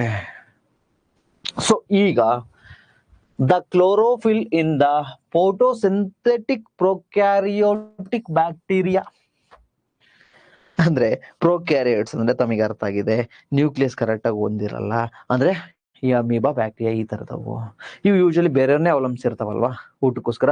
ಆದ್ರೆ ಕೆಲವು ಪ್ರೊಕ್ಯಾರಿಯೋಟಿಕ್ ಬ್ಯಾಕ್ಟೀರಿಯಾ ಅದರಲ್ಲಿ ಫೋಟೋಸಿಂಥೆಟಿಕ್ ಪ್ರೋಕ್ಯಾರಿಯೋಟಿಕ್ ಬ್ಯಾಕ್ಟೀರಿಯಾ ಅಂದ್ರೆ ಈ ಬ್ಯಾಕ್ಟೀರಿಯಾ ಏನು ದ್ವಿತೀಯ ಸಂಶ್ಲೇಷಣ ಕ್ರಿಯೆ ನಡೆಸುವ ಪ್ರೋಕ್ಯಾರಿಯೋಟಿಕ್ ಬ್ಯಾಕ್ಟೀರಿಯಾ ಅಂದ್ರೆ ದ್ವಿತೀಯ ಸಂಶ್ಲೇಷಣ ಕ್ರಿಯೆ ನಡೆಸಿ ತಮ್ಮ ಆಹಾರವನ್ನು ತಯಾರಿಸ್ಕೊಳ್ತಾವಂತೆ. ಸೊ ಆ ರೀತಿ prokaryotic photosynthetic bacteria is associated with membranous vesicles ಅಂದ್ರೆ ಅದೊಂದು ಬ್ಯಾಗ್ ತರ ಇರುತ್ತೆ. ಸೊ ಅಲ್ಲಿ ಏನ್ ಮಾಡ್ತವೆ ಅಂತಂದ್ರೆ ತನ್ನ ಕ್ಲೋರೋಫಿಲ್ ಅನ್ನ ಇಟ್ಕೊಳ್ತವೆ. So but with the plastids in the eukaryotic cells ಅಂದ್ರೆ ಇಲ್ಲಿ ಸಿಂಪಲ್ ದ್ವಿತೀಯ ಸಂಶ್ಲೇಷಣೆ ನಡೆಸ್ತಕ್ಕಂತಹ ಪ್ರೋಕ್ಯಾರಿಯೋಟಿಕ್ ಬ್ಯಾಕ್ಟೀರಿಯಾಗಳು ಸೂಕ್ಷ್ಮ ಪೊರೆಯಿಂದಾದ ಚೀಲಗಳಂತಹ ಅಂದ್ರೆ ಕೆಲವು ವ್ಯಾಸ್ಕಲ್ಸ್ ಅಂದ್ರೆ ಮೆಂಬ್ರೋನಸ್ ವ್ಯಾಸ್ಕಲ್ಸ್ ಅಂದ್ರೆ ಒಂದು ಬ್ಯಾಗ್ ಇರುತ್ತೆ, ಒಂದು ಚೀಲದ ತರ ಒಂದು ಬ್ಯಾಗ್ ಇರುತ್ತೆ, ಅದ್ರೊಳಗಡೆ ಇಟ್ಕೊಳ್ತವೆ ಏನನ್ನ ಕ್ಲೋರೋಫಿಲ್ ಅನ್ನ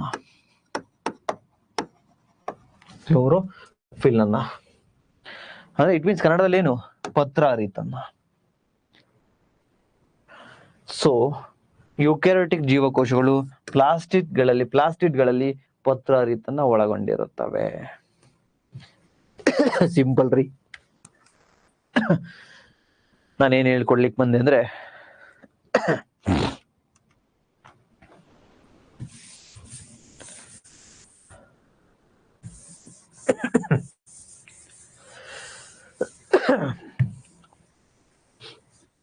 ಸಾರಿ ನೋಡಿ, ಪ್ರೊಕ್ಯಾರಿಯೋಟ್ಸ್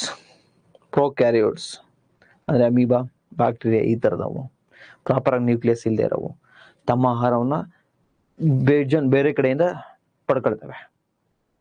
ಆದ್ರೆ ಕೆಲವು ಬ್ಯಾಕ್ಟೀರಿಯಾಗಳು ಏನ್ ಮಾಡ್ತವೆ, ಫಾರ್ ಎಕ್ಸಾಂಪಲ್ ಸೈನೋ ಬ್ಯಾಕ್ಟೀರಿಯಾ ಅಂತವು ತಮ್ಮ ಆಹಾರವನ್ನ ತಾವೇ ತಯಾರಿಸ್ಕೊತವೆ.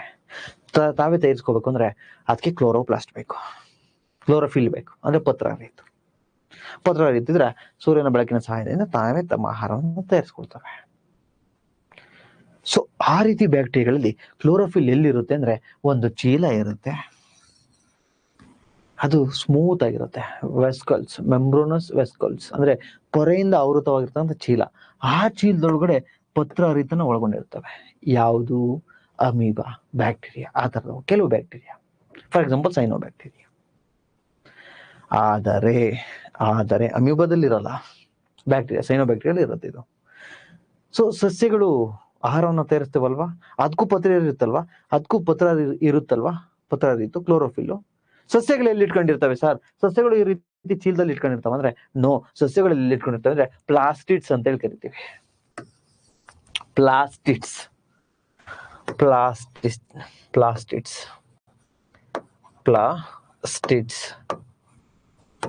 plastids. So plastids are the double membrane organelles which are found in the cells of plants and algae.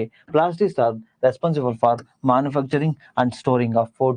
These often contain pigments are called photosynthesis, different types of the pigments that can be change color of the cell.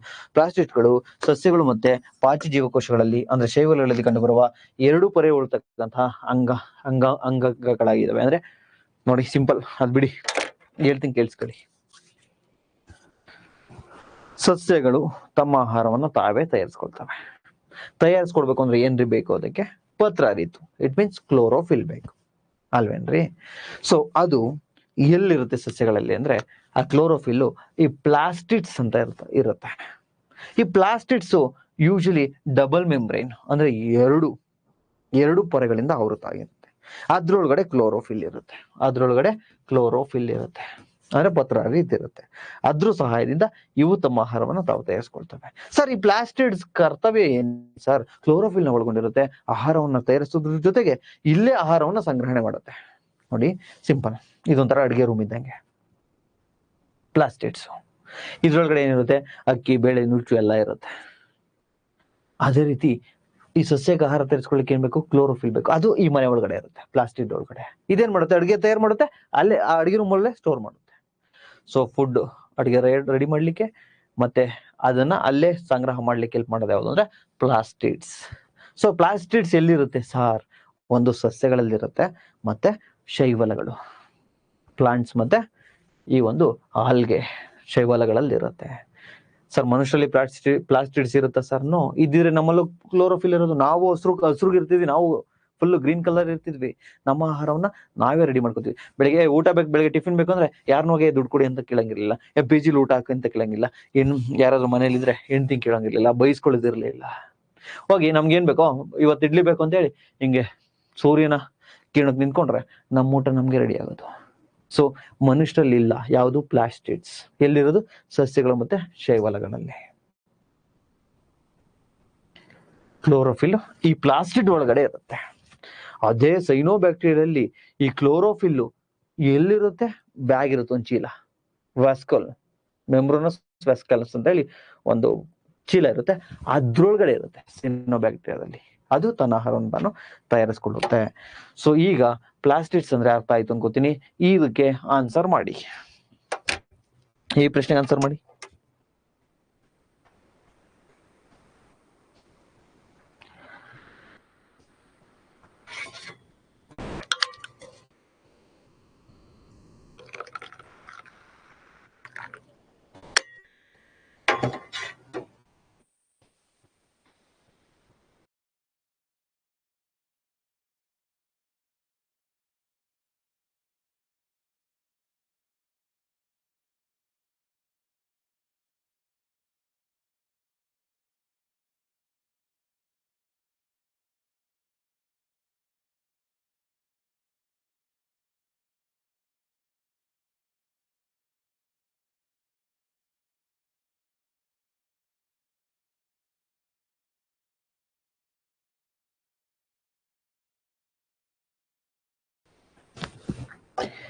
Very good. ಎಲ್ಲಿರುತ್ತೆ? ಮೆಂಬ್ರೋನಸ್ vesicles ಅಂದ್ರೆ ಒಂದ್ ಚೀಲ ಇರುತ್ತಲ್ವಾ, ಆ ಪೊರೆಯ ಕೋಶಕ ಅಂತ ಹೇಳಿ ಒಂದ್ ಚೀಲ ಇರುತ್ತಲ್ಲ, ಆ ಚೀಲದಲ್ಲಿ ಇರುತ್ತೆ. ಎಲ್ಲಿ? ಬ್ಯಾಕ್ಟೀರಿಯಾಗಳಲ್ಲಿ. ಯಾವುದು? ಕ್ಲೋರೋಫಿಲ್, ಪತ್ರ ಆಗಿತ್ತು. ಓಕೆ, ಸೊ ಐ ಥಿಂಕ್ ಇಲ್ಲಿಗಿರಲಿ. ನೋಡಿ, ನಾಳೆ ನಾಡಿದ್ದು ವೀಕೆಂಡ್, ಪ್ರತಿ ವೀಕೆಂಡ್ ರಜೆ ಇರುತ್ತೆ. ಸೋಮವಾರದಿಂದ ಶುಕ್ರವಾರವರೆಗೂ ಮಾತ್ರ ಕ್ಲಾಸ್ ಇರುತ್ತೆ. ಬಿಕಾಸ್ ನನಗೂ ಆಕ್ಚುಲಿ ರೆಸ್ಟೇ ಮಾಡಬೇಕು, ಬಟ್ ಮಾಡೋಕ್ಕಾಗಲ್ಲ. ನಿಮಗೆ ಎಕ್ಸಾಮ್ ಇನ್ನೊಂದು 2 months ಅಲ್ಲಿ ಕಾಲ ಆಗುತ್ತೆ. ಅಷ್ಟರೊಳಗಡೆ ಅಟ್ಲೀಸ್ಟ್ ಕಾಲ ಆಗೋದ್ರೊಳಗಡೆ ಈ ಸೈನ್ಸು ಮತ್ತೆ ಜಿಯೋಗ್ರಫಿ ಮುಗಿದ್ರೆ ಇನ್ನು ಮೆಂಟಾಲಿಟಿ ಹಿಸ್ಟ್ರಿ ಒಂದಿರುತ್ತೆ. ಸೊ ಆರಾಮಾಗಿ ಮುಗಿಸ್ಬೋದು, ಏನು ತೊಂದರೆ ಇಲ್ಲ.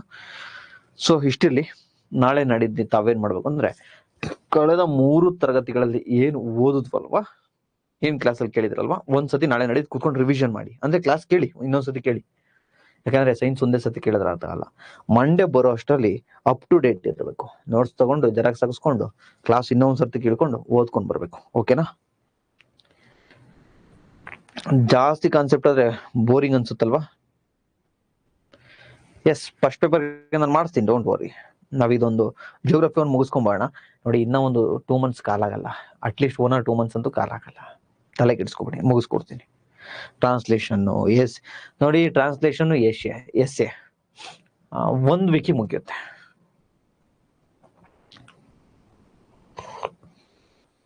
ಟೈಮ್ ತಗೊಳ್ಳಲ್ಲ ಅದು.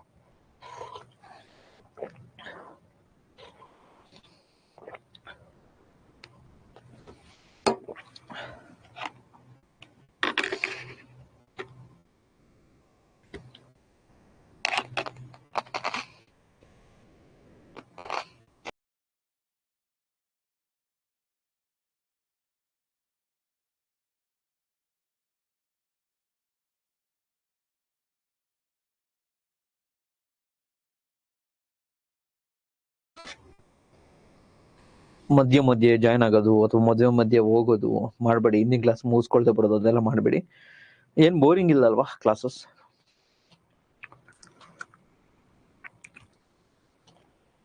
Thank you ji, thank you. Welcome sir, ಎಲ್ರಿಗೂ welcome. Bhagyashree, thank you, welcome sir. Strategy classes ಮಾಡಿ, ಖಂಡಿತ ಮಾಡಿಕೊಡ್ತೀನಿ. ನಮ್ದೊಂದು ಸ್ವಲ್ಪ ಡಿಫಿಕಲ್ಟ್ ಇರೋ ಸಬ್ಜೆಕ್ಟ್ ಮುಗಿಲಿ ಅಂತ ಅಷ್ಟೇ. ಇಂಟ್ರೆಸ್ಟಿಂಗ್ ಸರ್, ಇಂಟ್ರೆಸ್ಟಿಂಗ್ ಆಗಿತ್ತಾ? Super, thank you.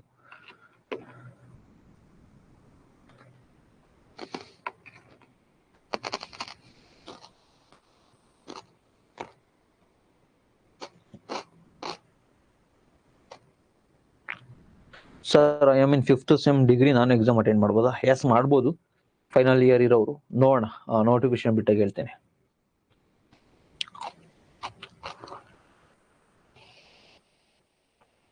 Super sir. Classes sir PYQ video ಯೂಟ್ಯೂಬ್ನಲ್ಲಿ ಕ್ಲಾಸ್ ಮಾಡಿ. ಮಾಡ್ತೀನಿ ಸರ್, ಇವಾಗ ಯೂಟ್ಯೂಬಲ್ಲಿ ಮಾಡ್ತೀನಿ.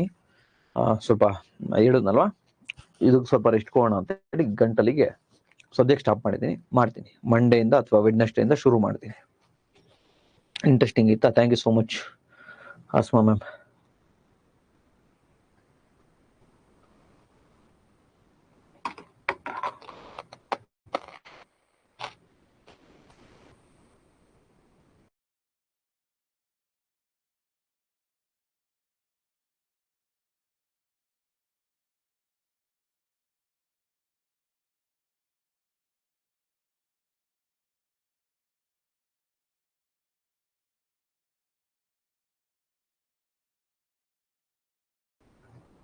ಓಕೆ, ಮುಂದಿನ ಕ್ಲಾಸಲ್ಲಿ ಸಿಗೋಣ. Thank you so much. Bye, take care.